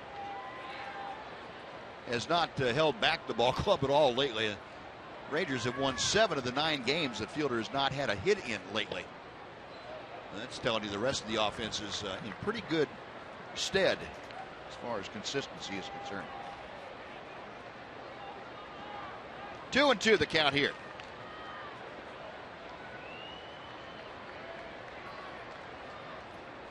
Rangers might have to go to the bunt late in the ball game. Yeah. That bunt, the bunt was a great offense for him last night. And fielder rips one into the right field corner. Off the wall, Smith plays the carom perfectly, and Prince is going to have to hold on with a long single. Not much you can do. He hit it so hard, it got to the wall quickly. Hit it so hard, it caromed hard off the wall, and then Smith played it perfectly. There's nothing Prince could do except settle for a long single. I like that one better than the bunt. Yeah, I do too. Prince finally able to get on top of one of those pitches up around the letters. No. As much trouble as the Rangers have had against Iwakuma, this base hit by Prince brings the tying run to the plate. And not much better guy right now for the Rangers than Adrian Beltre, who stands in. Beltre has grounded out twice, once into a fielder's choice.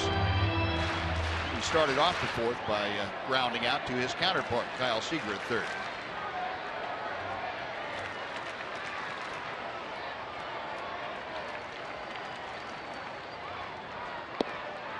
And that one is in and over. 1 ball and 1 strike. Rangers in this inning against Iwakuma have been able to work him a little more than any other inning so far. This is the 17th pitch coming up to Beltre, and most Iwakuma had to use in an inning was 15 back in the first. Out of play. 1 and 2. Our Ford leaderboard last night against Seattle, Adrian Beltre, 2 doubles. That puts him 28th all time on the career doubles list. 3 hits, his 200th career 3-hit game. 5th walk-off RBI since 2013. That's the 2nd most in baseball. And his 6th walk-off RBI with the Rangers. That's 9th in team history. You got to remember, Adrian's only been here since 2011. That's doing a whole lot of work in not much time.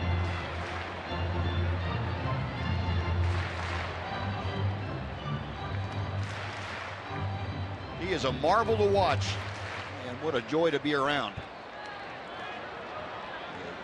A great human being, along with being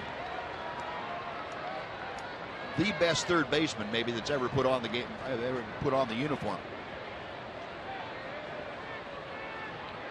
Iwakuma with the 1-2 pitch.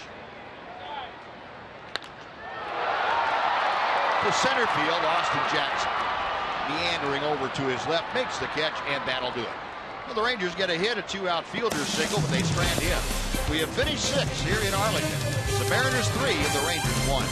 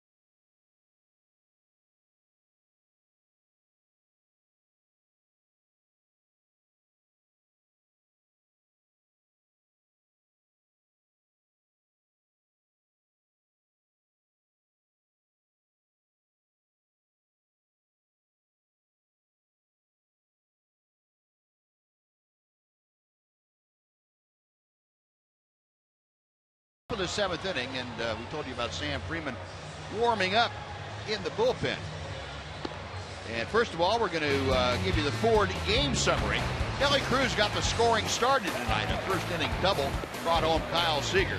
Then Seth Smith hit the ball into the Rangers bullpen. Chichi Gonzalez knew it. Hung his head, but that was all the Mariners would get. Off of Chichi. Rougned Odor answered with a solo blast of his own in the second inning. And that has been the sum total of scoring here tonight as the Mariners have a 3-1 lead. And we bring on Sam Freeman to start the seventh. Freeman appearing in his 45th ball game. He has done a great job out of the bullpen of late. He has been unscored upon in his last 7 outings. Opponents hitting just .214 against the left-hander.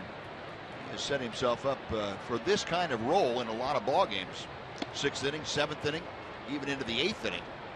Jeff Bannister not at all worried about going to him and setting up the rest of that bullpen. Well, he's earned that opportunity. Strikeout per inning. Keeps the ball in the ballpark. Slider's getting a little bit better each time out. Logan Morrison 0 for 2 tonight. A strikeout and a flyout. Morrison, Sucre, and Marte, the 3 Mariners in this 7th inning. 2-1 the count.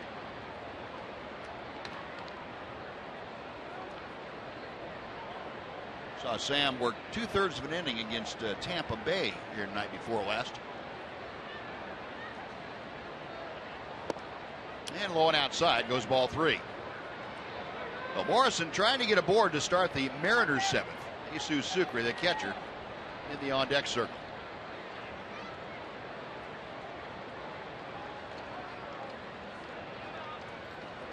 Time called. Chichi Gonzalez, an outstanding job getting things together and keeping the Mariners off the board after that first inning. Sliced out of play down the left field line, and the count fills. Gonzalez, the line overall tonight, 6 innings of work, 5 hits, 3 runs. They were all earned. 1 walk, 7 strikeouts. And 3 of the 5 hits in that first inning, 2 doubles and a 2-run home run.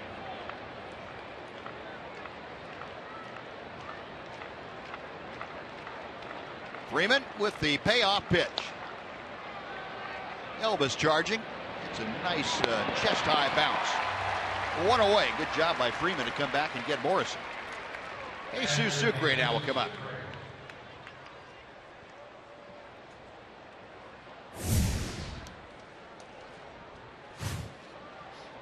Sucre 0 for 2 tonight. Struck out and grounded out.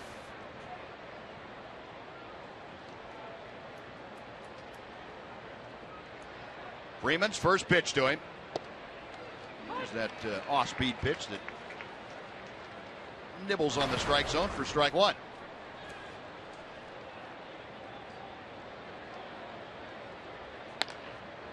Out of play to the right. No balls and 2 strikes.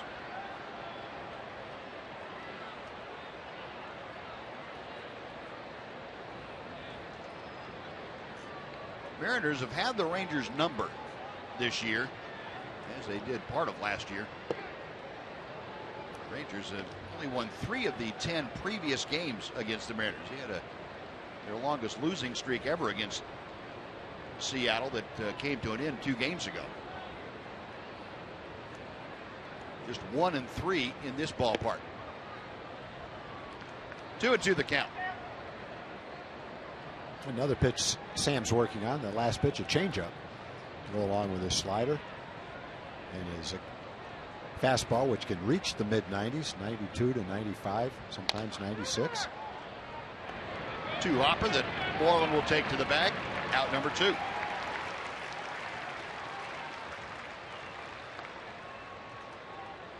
Now Ketel Marte will come up. Shortstop will turn around to bat from the right side for the first time tonight.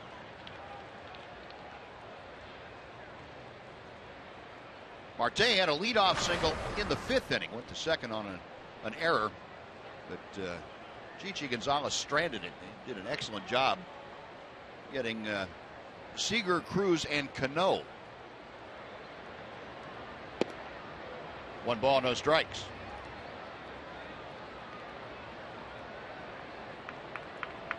Marte just in the big leagues since the 31st of July, his first foray into the major leagues. That one floats into the top of the strike zone. 1-1.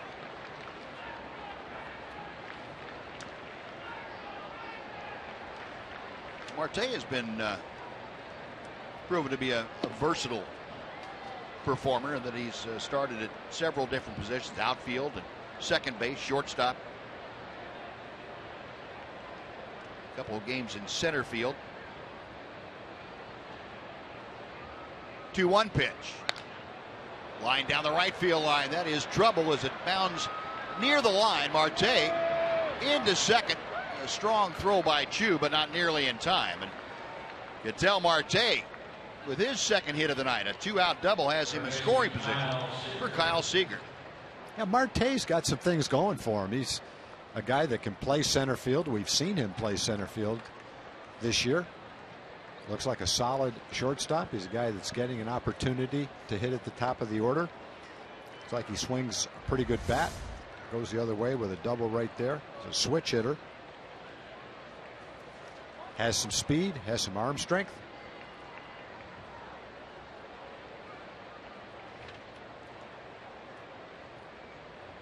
Did he miss first base?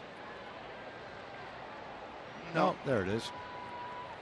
Looked like he was slipping a little bit, but he found it. Matter of fact, if he hadn't stepped on it, he would have fallen on his head. Feet were starting to go out from under him. Well, Mike Maddox has to talk very quickly to Sam Freeman and to Bobby Wilson. Kyle Seager, even though it's a left-handed matchup, Seager extremely good against left-handed pitching. And I think that's one thing that Mike Maddox wanted to remind both Freeman and Wilson about.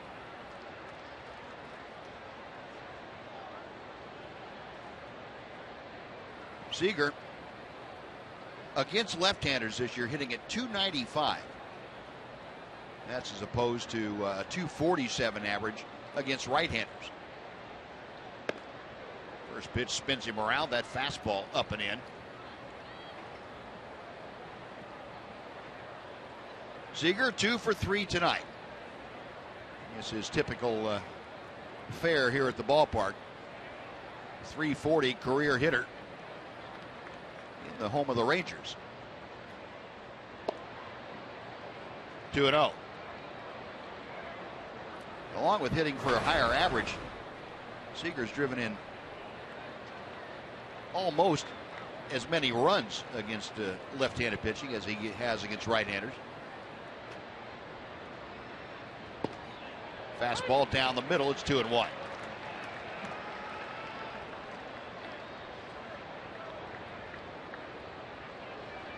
Seager in almost 300 at-bats now in his career in both Seattle and here. 322 average against the Rangers. 13 home runs, 47 RBI. Got Ketel Marte at second base. 2 outs in the top of the second inning, or seventh inning. Good high fastball, and that evens the count. Yeah, a little bit extra on that one. 95 miles an hour by Seager.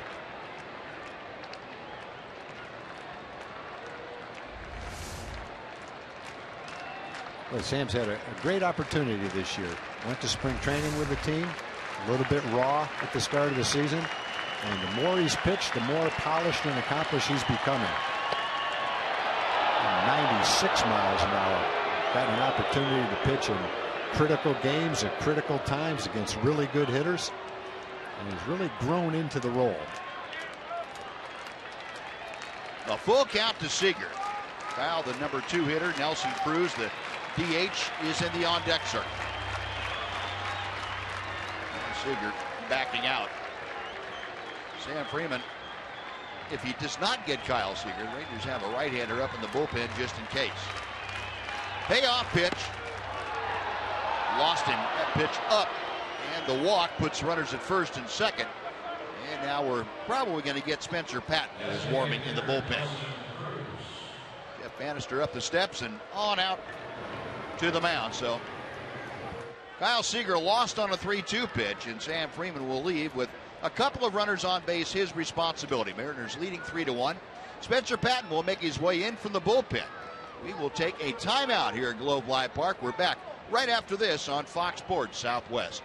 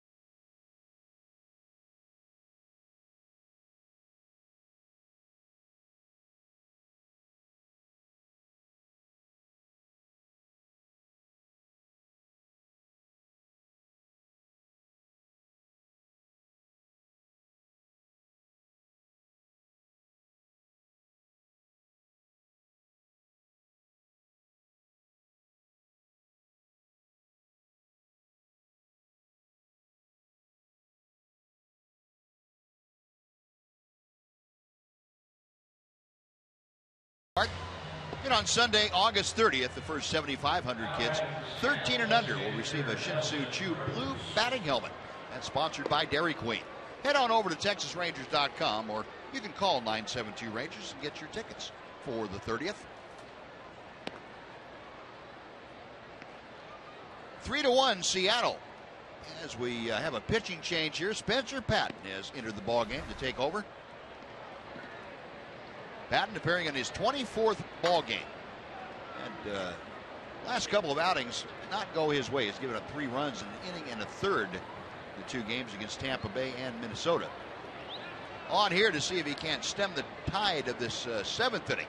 He inherits runners at first and second with 2 outs, and Nelson Cruz at the plate. Good news is Nelly Cruz does not hit nearly as well as a DH as he does when he plays right field. Cruz is DHing tonight. See if Patton can use that to his advantage. Tried that slider. Nelly apparently on this time at bat was not expanding. After the last at bat, I don't blame him for trying that pitch.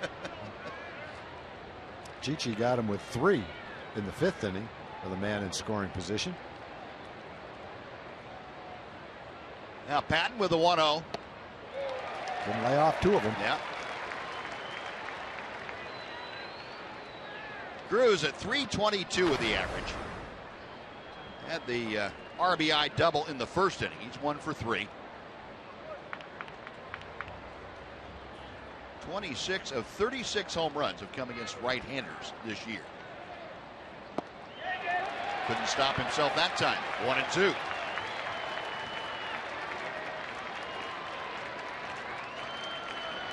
Oh, Patton on the verge of shutting this down. Marte at second, Seager at first. 1 ball, 2 strikes.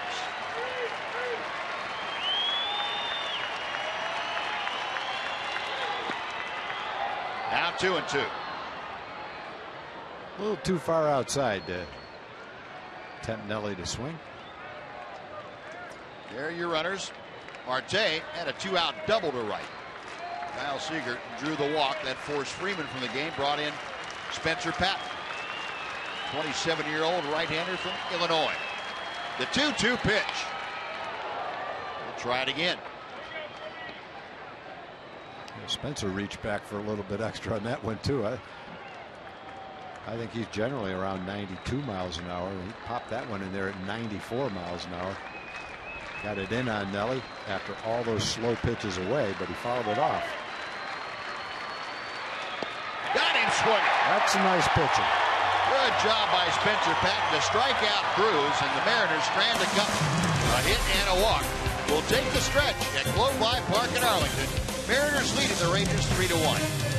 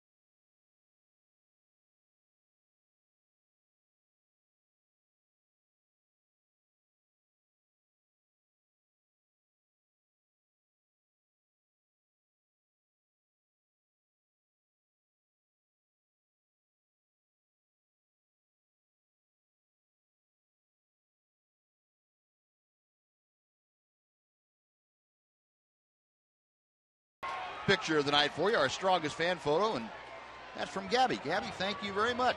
We appreciate that. That is the strongest fan right there, as far as I'm concerned.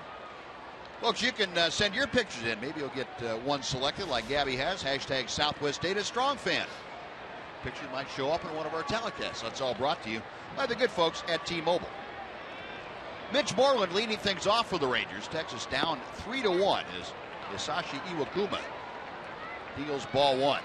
That's just his 80th pitch of the night as Iwakuma starting this 7th inning. Mitch has grounded out, or I should say flied out, and struck out.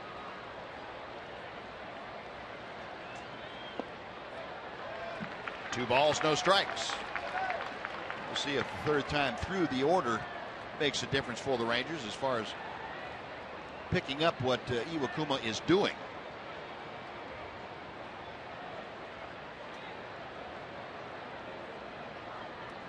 Now the 2-0 to Moreland. Still able to throw something other than a fastball in a fastball count. Yeah. He can throw all his pitches where he wants to for strikes. It's a great attribute to have. Some pitchers have a 2-run lead, 2-0 count. You say, I can't walk him. I have to throw my fastball to throw a strike. He has the luxury of being able to throw whatever he wants. That one just off the outer edge. 3-1 now. So Mitch trying to get aboard to start this 7th inning. Elvis Andrus, Rangers shortstop, will follow.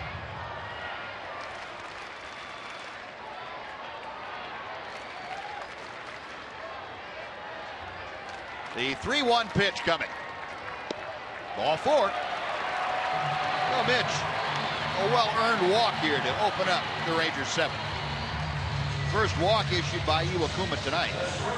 You remember back in his no-hitter against the Baltimore Orioles last time out, he walked 2 and hit a batter. And Moreland, the first free pass he has issued for the Rangers. It'll bring up Elvis, who is 0 for 2 with a pop out and a ground out.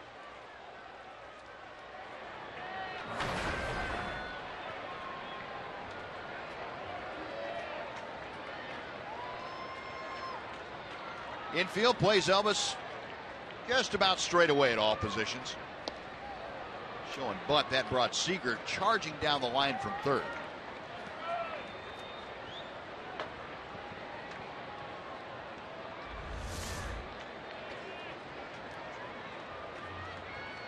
Rangers use that bunt to great effect last night. 3 bunt base hits. 32 bunt base hits for the team this year. That's the most in Major League Baseball.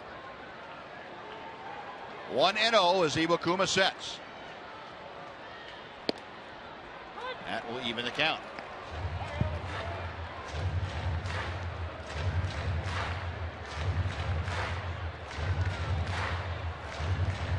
I think the key to facing Iwakuma when he's throwing like this is get him out of the game. That's yeah, and get to the bullpen. He hasn't thrown many pitches. No. Well, he's at 86 now, but he's into the 7th inning. 1-1 on the way. Little number foul. And the count goes to 1-2. Yeah, the Rangers found out last time that's easier said than done. He threw 118 pitches against them in 7 innings out in Seattle. Yeah, and their bullpen got tested quite a bit in that series against the Red Sox. So he's probably out there. He is probably out there for 110, 115 pitches tonight, too. After that Boston series, I'm not sure anybody out there to answer the phone if it rang anyway. The Rangers got to Fernando Rodney last night. They bunted him to death. He hit someone and walked somebody. Yep. That was a rally. Elvis pokes one out of play down the first base side back into the seats. Well, that was a rally last night the Rangers had. Sure was. They don't seem particularly interested in coming into the ball game. They're kind of liking what Iwakuma's doing out there. 3rd highest ERA though in the American League, and you can understand why. If you can get to that bullpen kind of year they're having right now, you've got a little bit better than chance than what you're doing facing Iwakuma. Double play grounder.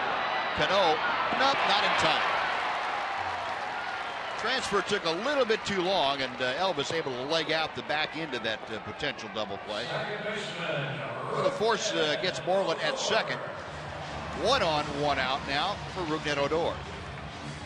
And before Rougned steps in, let's send it back over to Dana Larson for a Mazda game break.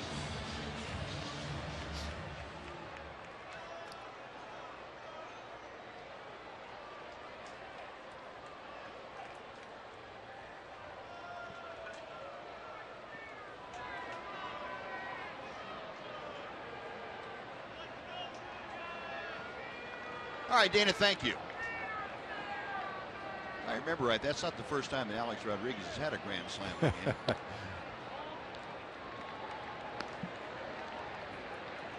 Well, Rougned Odor has had both ends of the spectrum tonight. He's gone to the penthouse with the home run to dead center field, and he's gone to the basement with the strikeout. 1 out of 2. He represents the tying run in this ball game. 1-0 pitch. Now 2 balls and no strikes. Our AT Humors rewind will take us back to that penthouse. Fastball out over the plate, and Rougned Odor up on Greens Hill. His 9th home run of the year. That was back in the 2nd inning. You know, we speculated that the jet stream may have helped that ball. Maybe it did, but Iwakuma had a kind of a look on his face that he knew that ball was hit hard. Actually, I couldn't see his face, but he put his head down like he knew it was hit hard. Never looked back to see where the ball was. Kind of figured where he was going. It looked like he had a pretty good idea. Maybe he was hoping it wouldn't go out, but he knew he'd thrown a pitch down the middle of the plate that was hit hard. A 2-1 the count to Rougned. Andrus, a fairly small lead. Now he's stepping off a little larger lead. High and tight, 3 balls and a strike. Well, it's unlikely in this kind of a game that you would try to run a runner anyway, but against Iwakuma, it's pretty much a futile attempt. No one steals against him.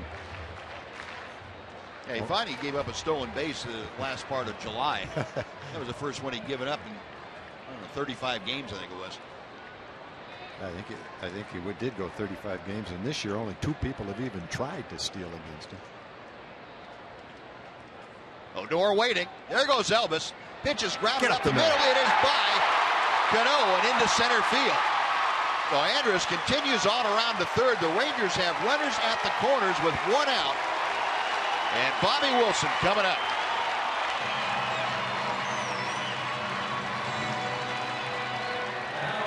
Good job by Rudnett. Worked the count, got a pitch, found a hole.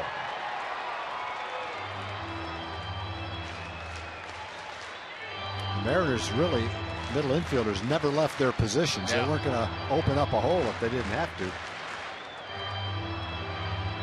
A little conference on the mound. Looks like maybe an interpreter's going out there with Rick Waits. Yeah, Rick Waits and the interpreter for Hisashi Iwakuma. Well, action just now beginning. Danny Farquhar, the right-hander, and Joe Beimel, the left-hander, loosening in that Mariner bullpen. As we showed you, they had not been up throwing very long. So Rick Waits out there to make sure that everybody knows what the desires of Lloyd McClendon are as far as defensive sets with runners at the corners. Rangers trail by a couple, but they have the tying runs on base now. And Bobby Wilson, who is 1 for 2 this evening, will face Iwakuma. The line on Hisashi Iwakuma tonight, 1 walk, 6 strikeouts. But for the first time in this 7th inning now, he has shown maybe a little loss of command that he had earlier. And couple that, I think, with the Rangers seeing him for the 3rd time tonight, but they have a little better idea of what his stuff looks like. There is Wilson, who had the infield single in the 2nd inning. Last time up, grounded to short. Andrus at third, Odor at first. That first pitch is low for ball 1.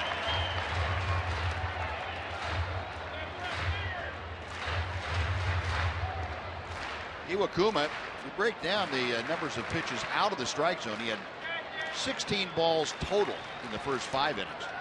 The last 2 innings, he's had 15 out of the zone. 1-0 pitch. In the air to center field. That's going to send Jackson back. It'll be deep enough to score Andrus. Elvis tagging. The catch is made. The throw comes into second. Andrus scores. Back to first just in time is Rougned Odor as Cano threw behind him. Well, Bobby's had 3 solid at-bats tonight against Iwakuma, who's been extremely tough. He had a couple of solid ground balls to shortstop. One turned out to be an infield hit. Now a solid fly ball to center field when you need it, with a man on third base and less than 2 outs. Another good night for a Ranger catcher. Another RBI for a Ranger catcher. That's a total of 64 RBIs this year for the Ranger catchers. And for Bobby Wilson in his limited time here with the Rangers, that's 6 RBI now. That's pretty good. It is very good. And, you know, the Rangers had some guys on the bench that you might consider as pinch hitters. And yep. I think Jeff Bannister recognized that Bobby's given some good at-bats against Iwakuma and felt very confident that he could get up there and get the job done. And Bobby rewarded him with that. So a 3-2 ball game now. Rangers pull within 1. Here's Ryan Strasburger. Takes that slider and hits the inside part of the plate for strike 1. Strasburger is lined to right and struck out tonight. Ryan currently hitting at .304, checking with Tony Beasley down at third. Rougned Odor at first, carrying the tying run here in the 7th inning. Rougned, of course, very good speed.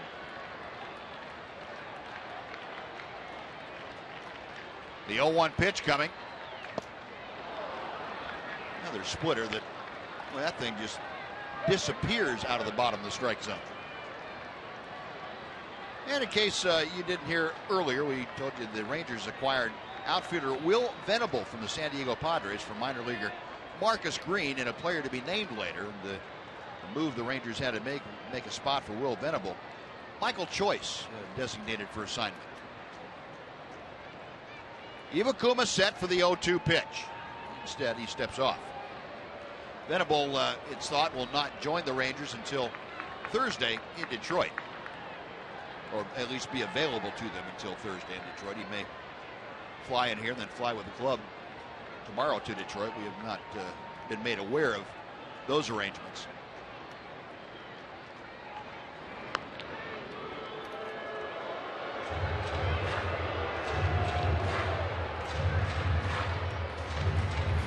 Jake Diekman, hard-throwing left-hander, loose and ready in that Ranger bullpen. No balls and 2 strikes to Strasburger.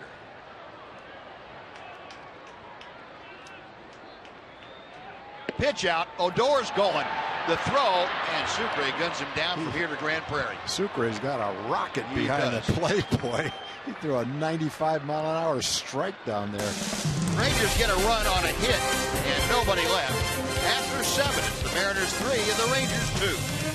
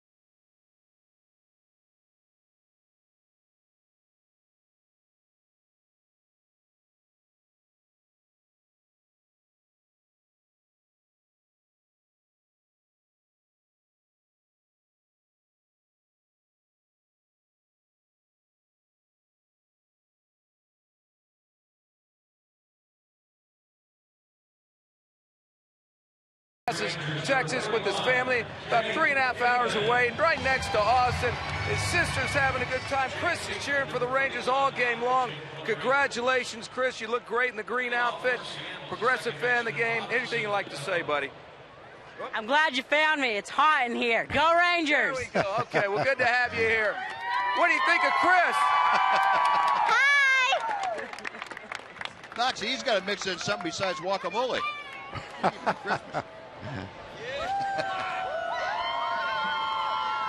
Well, Ranger fans enjoying things out at the ballpark tonight. A very nice evening out here, 90 degrees. And Jake Diekman, hopefully will enjoy his inning of work as he goes to the mound here for the 8th. He'll face Robinson Cano, Seth Smith, and Austin Jackson. Diekman able to drop in that slider for strike 1 to Cano. Diekman appearing in his 10th ball game for the Rangers. He's worked a total of 9 1/3 innings in a Ranger uniform. Came over with Cole Hamels from the Phillies in the deadline deal. You can tune that fastball up there to the upper 90s. There are the numbers for Diekman. Just a 152 opponent's batting average in a Ranger uniform. Cano not really interested in trying to take that ball the other way. If he could bail out and pull it, that's fine. Yeah, just don't hang him one. Yeah, exactly. That's the worst spot a left-hander can throw a ball, is a hanging breaking ball on the inside part of the plate. Cano 0 for 3 tonight. He has grounded out to first a couple of times and struck out. Jake Diekman, the 4th pitcher used tonight by Jeff Bannister. Chichi Gonzalez started, worked 6 very effective innings. Cano all of a sudden get a little more comfortable going across the plate. He's decided that Diekman's control is good enough for him to venture out there. We'll see if Jake reminds him that I'm a little wild. Just a little bit. Yeah, that ball can get away from me every once in a while inside. Yeah, throw him the breaking ball. That'll do it. Cano gone swinging. 1 gone. Yeah, that's not a fun at bat, because even though that was an 85-mile-an-hour pitch that was very difficult to hit where it was located, the hitter knows in the back of his mind that there's a 97-mile-an-hour fastball in there too. Yeah. You didn't see it that time, but you knew it was there. Well, Seth Smith is 1 for 2 tonight. And there's that hanger inside. Fortunately, it was too far. Way inside. Smith had the 2-run home run in the first inning. That has capped off the Mariners scoring. All that happened against Chichi Gonzalez. 2 balls, no strikes. Smith, other than that, hit by a pitch. And in the 6th inning, struck out. And Chichi Gonzalez tonight, all the damage done in the first. 2 doubles and a Seth Smith home run. Gave up just 5 hits and those 3 runs. 2 balls and a strike. Andy Farquhar, who was up earlier, up now and throwing in the Mariner bullpen.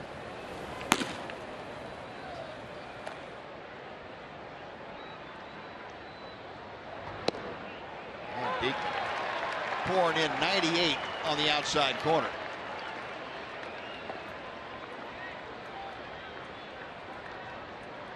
When he's able to do that, the left-handers have basically no chance. Mix in an occasional breaking ball. Still 2-2. Nice play by the ball. Very nice play down the left field line. Showing some range. Got a good jump on it. Played the carom. Yeah.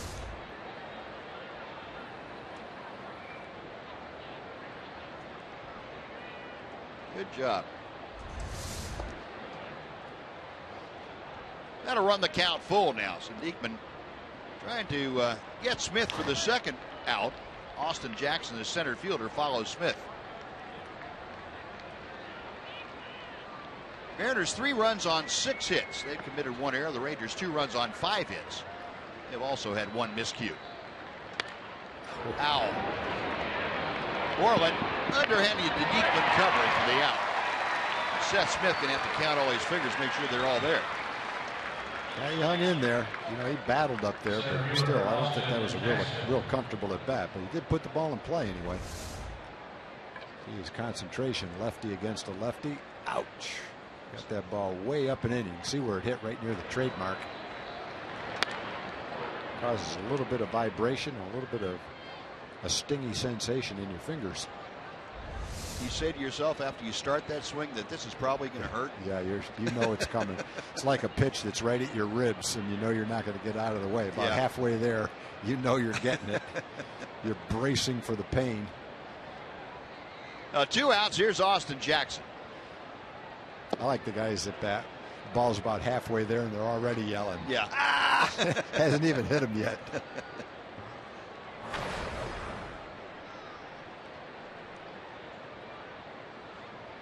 Jackson, a ground out, line out, and strikeout tonight.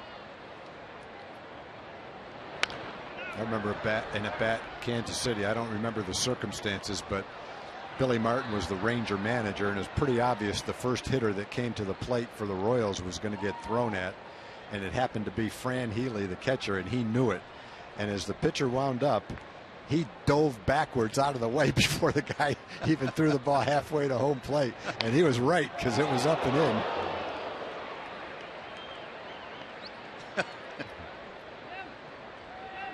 Fran's gone on to a long career in broadcasting. Yeah, yes. In fact, I watched a great interview that he did the other day. He's got a show of his own now. Guess that beer can's been a target tonight. Yeah, those are the target seats over there. Saw the wet marks all over the big guy's head on the left there. That's not going to do much to protect you.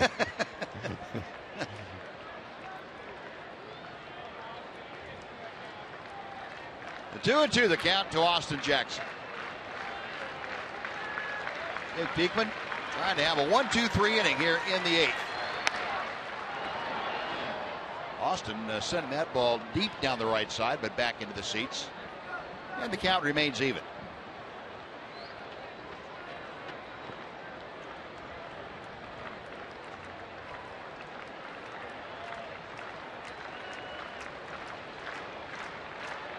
Jake Diekman at 6'4", about 205 pounds out of Weimar, Nebraska.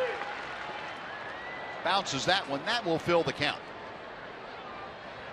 Austin Jackson, the number 6 hitter in the Mariners order, trying to get aboard with 2 outs. Brad Miller, left-handed hitting left fielder tonight, is in the on-deck circle.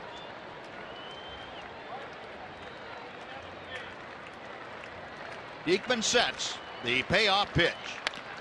Up the middle, flash. Nice job snagging that by Diekman, and he throws out Austin Jackson. Well, 1-2-3 inning for the Ranger left-hander. Jake Diekman sends the Mariners down. We finished 7.5, 3-2 Seattle.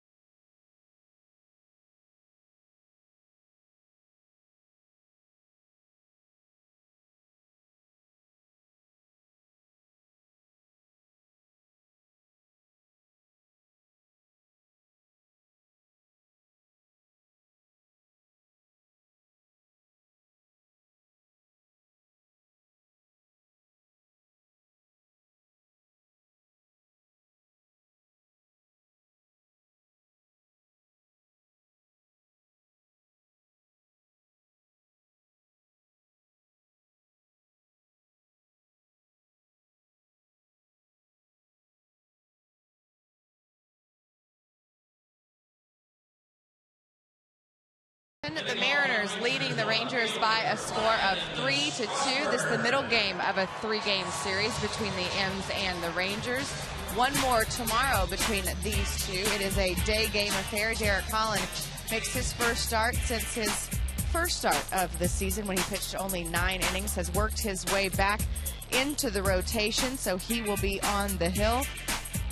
Kyle Seager, who seems to play very well here at Globe Life Park, will be on display one more time here in this series. A 1 o'clock first pitch here on Fox Sports Southwest. Big thanks to the folks at AT Uverse for getting us ready for the finale, guys. All right, Em, thank you. Well, Ryan Strasburger, who was left at home plate when Rougned Odor was shot down trying to steal, will lead things off against Danny Farquhar. The right-hander has taken over for Hisashi Iwakuma. And Strasburger hits one high in the air to shallow right. Coming on, Seth Smith, the right fielder, and he makes the catch. We do have a new left fielder in the ballgame. We will tell you about in a second. There he is, Franklin Gutierrez, as we speak. Now, Iwakuma tonight, 7 innings of work, 5 hits, 2 runs. They were both earned. 1 walk and 6 strikeouts. And he has turned the game over to Danny Farquhar, who's in his 4th stint with the Mariners this year. He has been up and down like a yo-yo. Ran into a real rough spot in May. He just gave up 13 runs in 11 innings of work. And Mariners sent him down to AAA, and hopefully for him, got to get things together. Just recalled after that Boston series for the 4th time, needed an extra arm that had not gone through the wear and tear of giving up 45 runs in 3 games, which the Mariner staff did to the Red Sox. Delino to Shields to short. Marte gets him by a step. 2 gone. Farquhar, though, with very good stuff. He is ineffective for the Mariners going back to 2013. 46 games that year, 66 games last year. He was 3-1 with a 2.66. Finally picked up his first major league win. That was against the Rangers in April.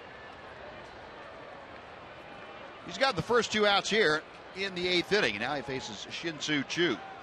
Choo 1 for 3.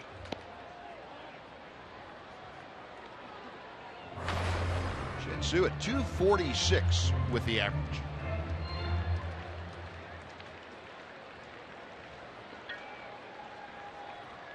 Farquhar back to the plate. See, he has kind of the kind of delivery that I would imagine is a little tough to pick up. Looks like it would be. Kind of slings the ball at you, and it looks like it probably comes from behind his back somewhere. Farquhar came over to the Mariners from the Yankees along from that Ichiro Suzuki deal, 2012.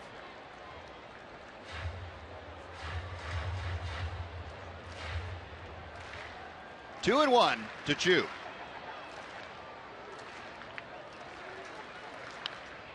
Got him on the fist. Pretty good fastball, and the count evens now at 2 balls, 2 strikes. And Farquhar originally came to the big leagues for his first foray into Major League Baseball in 2011 as a member of the Toronto Blue Jays. 2 outs, bases empty. Rangers trail by a run. It's 3-2 Seattle.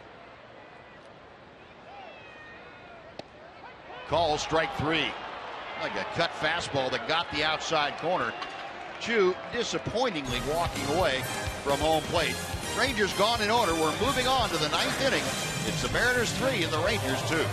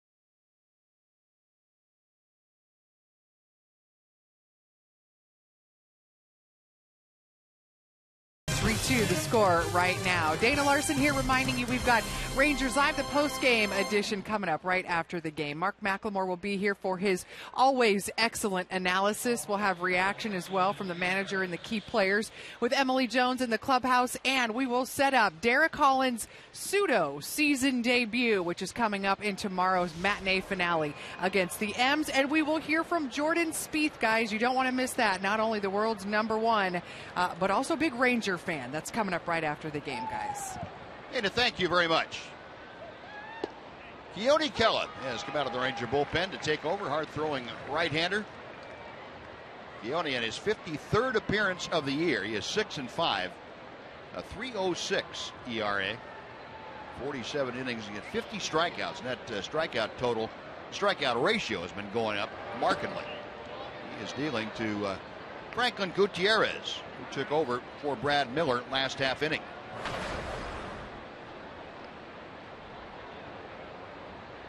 Gutierrez, a .310 average, 7 home runs, and 19 driven in. He's only been with the Mariners less than 2 months. That's out of play.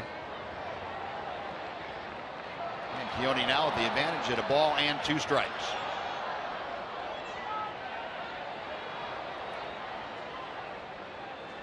Kela, born in the Los Angeles area, grew up in Seattle. Another one of the young Rangers that has really had a lot of growth here in his first year at the big league level. Got him swinging. Boy, that nasty breaking ball. A severe downer, and Kella gets the strikeout, one away. Our GXU Energy power player is Chichi Gonzalez, a career high 7 strikeouts tonight. He retired 11 of the last 13 Mariners he faced. 6 outstanding innings tonight. After that first inning, he was virtually untouchable. Nice job by Chichi, our TXU Energy power player. Logan Morrison looking at a strike from Kellett. There is Chichi.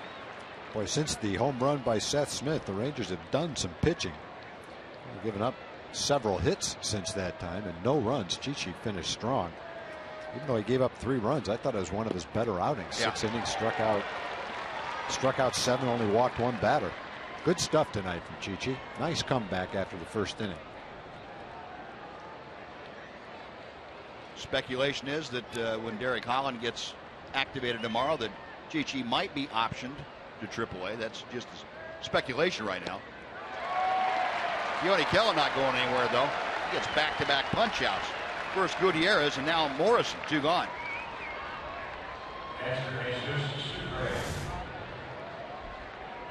Well, there's a lot of guys that hitters are not comfortable facing coming out of the Ranger bullpen. You can look at just about anybody out there. Rangers featuring a nice solid bullpen. Good makeup in their bullpen. Short inning guys, lefties, righties. Got a solid long man in Anthony Bass. A lot of ways you can use that bullpen. A lot of talent out there right now. And Carson Smith, the young hard-throwing right-hander, loosening in that Mariner bullpen. Jesus Sucre. It's a one-hopper right at Beltran. That'll do it. Yoni Kella, another great quick inning. 2 strikeouts. Mariners gone in order. We're moving to the 9th. It'll be Fielder, Beltre, and Moreland. Rangers trailing by 1 right after this.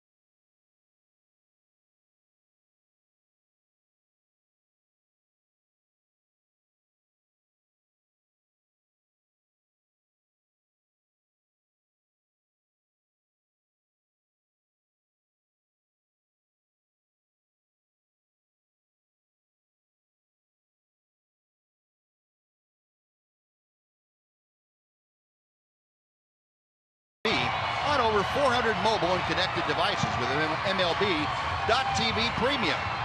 Real-time highlights, live look-ins, pitch tracking widget, and a lot more every night on every device. Blackout and other restrictions apply. Visit MLB.TV for details.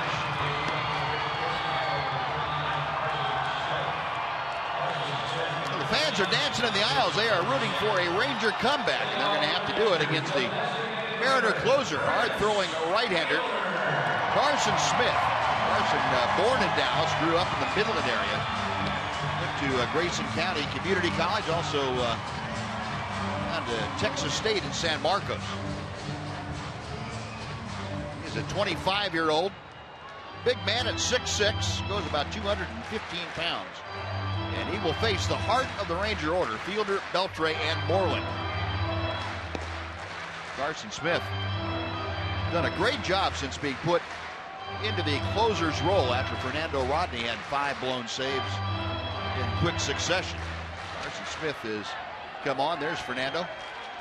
Oh, he's got a little two-tone going in the beard.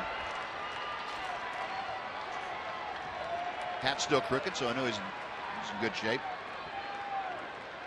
Carson Smith's pitched 49 innings, only given up 2 home runs, so it's tough to have a one-swing rally in this inning. Guy doesn't give up many home runs. 1 ball, no strikes. Fielder had a long single, singling off the right field wall his last time up. 0 for 1 is Prince against Carson Smith. Smith not a lot of experience against the Ranger hitters. That pitch low and outside. 2 balls, no strikes.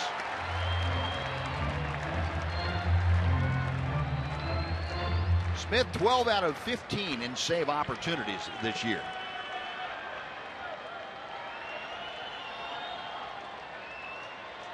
Right-hander with a 2-0. 3 balls and no strikes. Prince in the driver's seat here. Lloyd McClendon. Last thing he wanted to see was his closer come in and walk a leadoff man or fall way behind him. 3-1.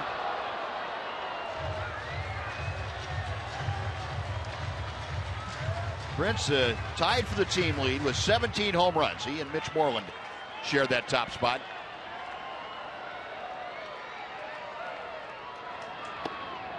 Three and 2. Carson Smith, a funky delivery. Tough call right there.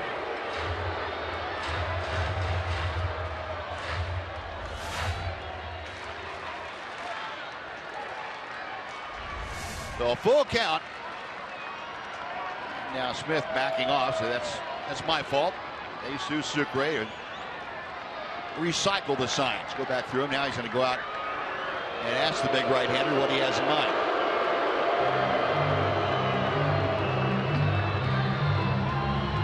Carson Smith has only been giving up a 196 opponent's batting average, along with the lack of home runs that Tom told you about.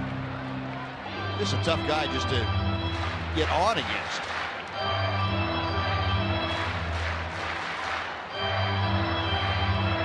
Now Sucre and Smith together on the signs. Fielder waiting. The payoff pitch. Seager, the third baseman, playing over there in the second base spot, throws out Fielder, and that is out number 1.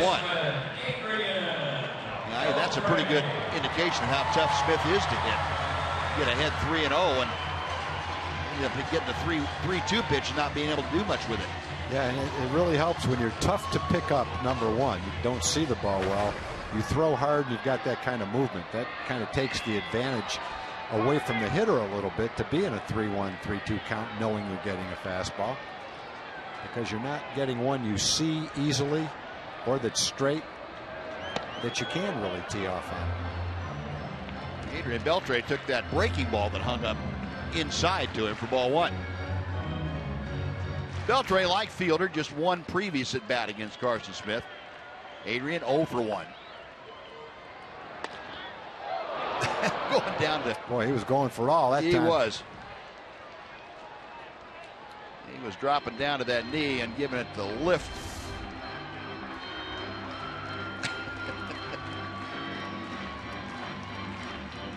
Just a little bit out in front of it.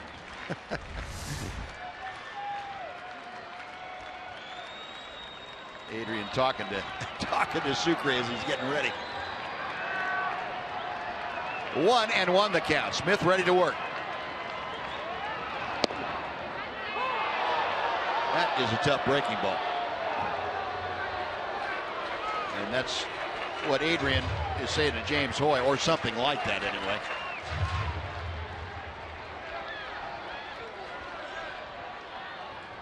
Carson Smith, who won't turn 26 until October 19th.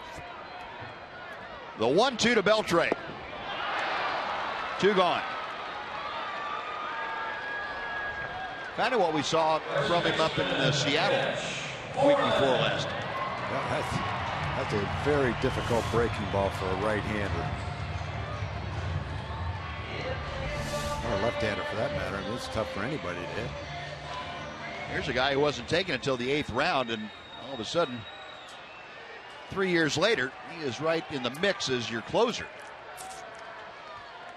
Well, Mitch Moreland will try to keep the ball game going for the Rangers. Rangers trail by 1. Mitch 0 for 2 with a walk his last time up. 1 ball, no strikes. Moreland, one of the few Rangers that's had good success against Carson Smith. 2 for 2 with an RBI. With Smith up there, the overshift is not employed against Moreland. That pitch way outside. More of a basic alignment. Straight away, if not maybe a step or two to the left. Now, Lloyd McClendon, after seeing that last pitch to Moreland, has a managerial message to take out to Carson Smith. Yeah, I would think that Smith would be very careful right here to Mitch Moreland. He got a left-hand hitter up who with one swing of the bat can tie this game. I don't know if that's what the message is, but I would think after falling behind 2-0, I think McClendon really wanted to make sure he understood. He knows that? Yeah. And the last thing a manager would want, and it probably has happened to McClendon, where he thought, well, maybe I should go out there and say, no, I won't. Bang. Yeah. Say, well, I should have.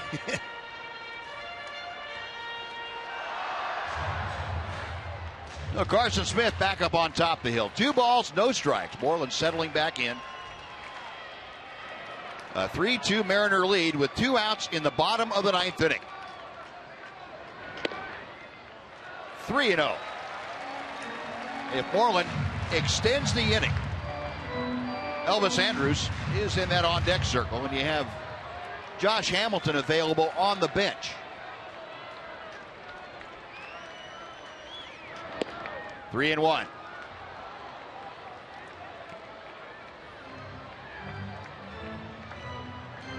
And with Mitch's power, if he gets one in his zone, I'm sure he's looking to drive the ball out of the ballpark in a pitch here. Pretty tough to do it on that one as Smith stayed away from him. 3-2 the count.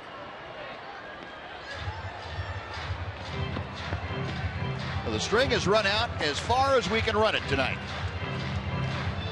Rangers trail by 1, a 3-2 count with 2 outs in the bottom of the 9th inning. A little bit over 26,000 on hand.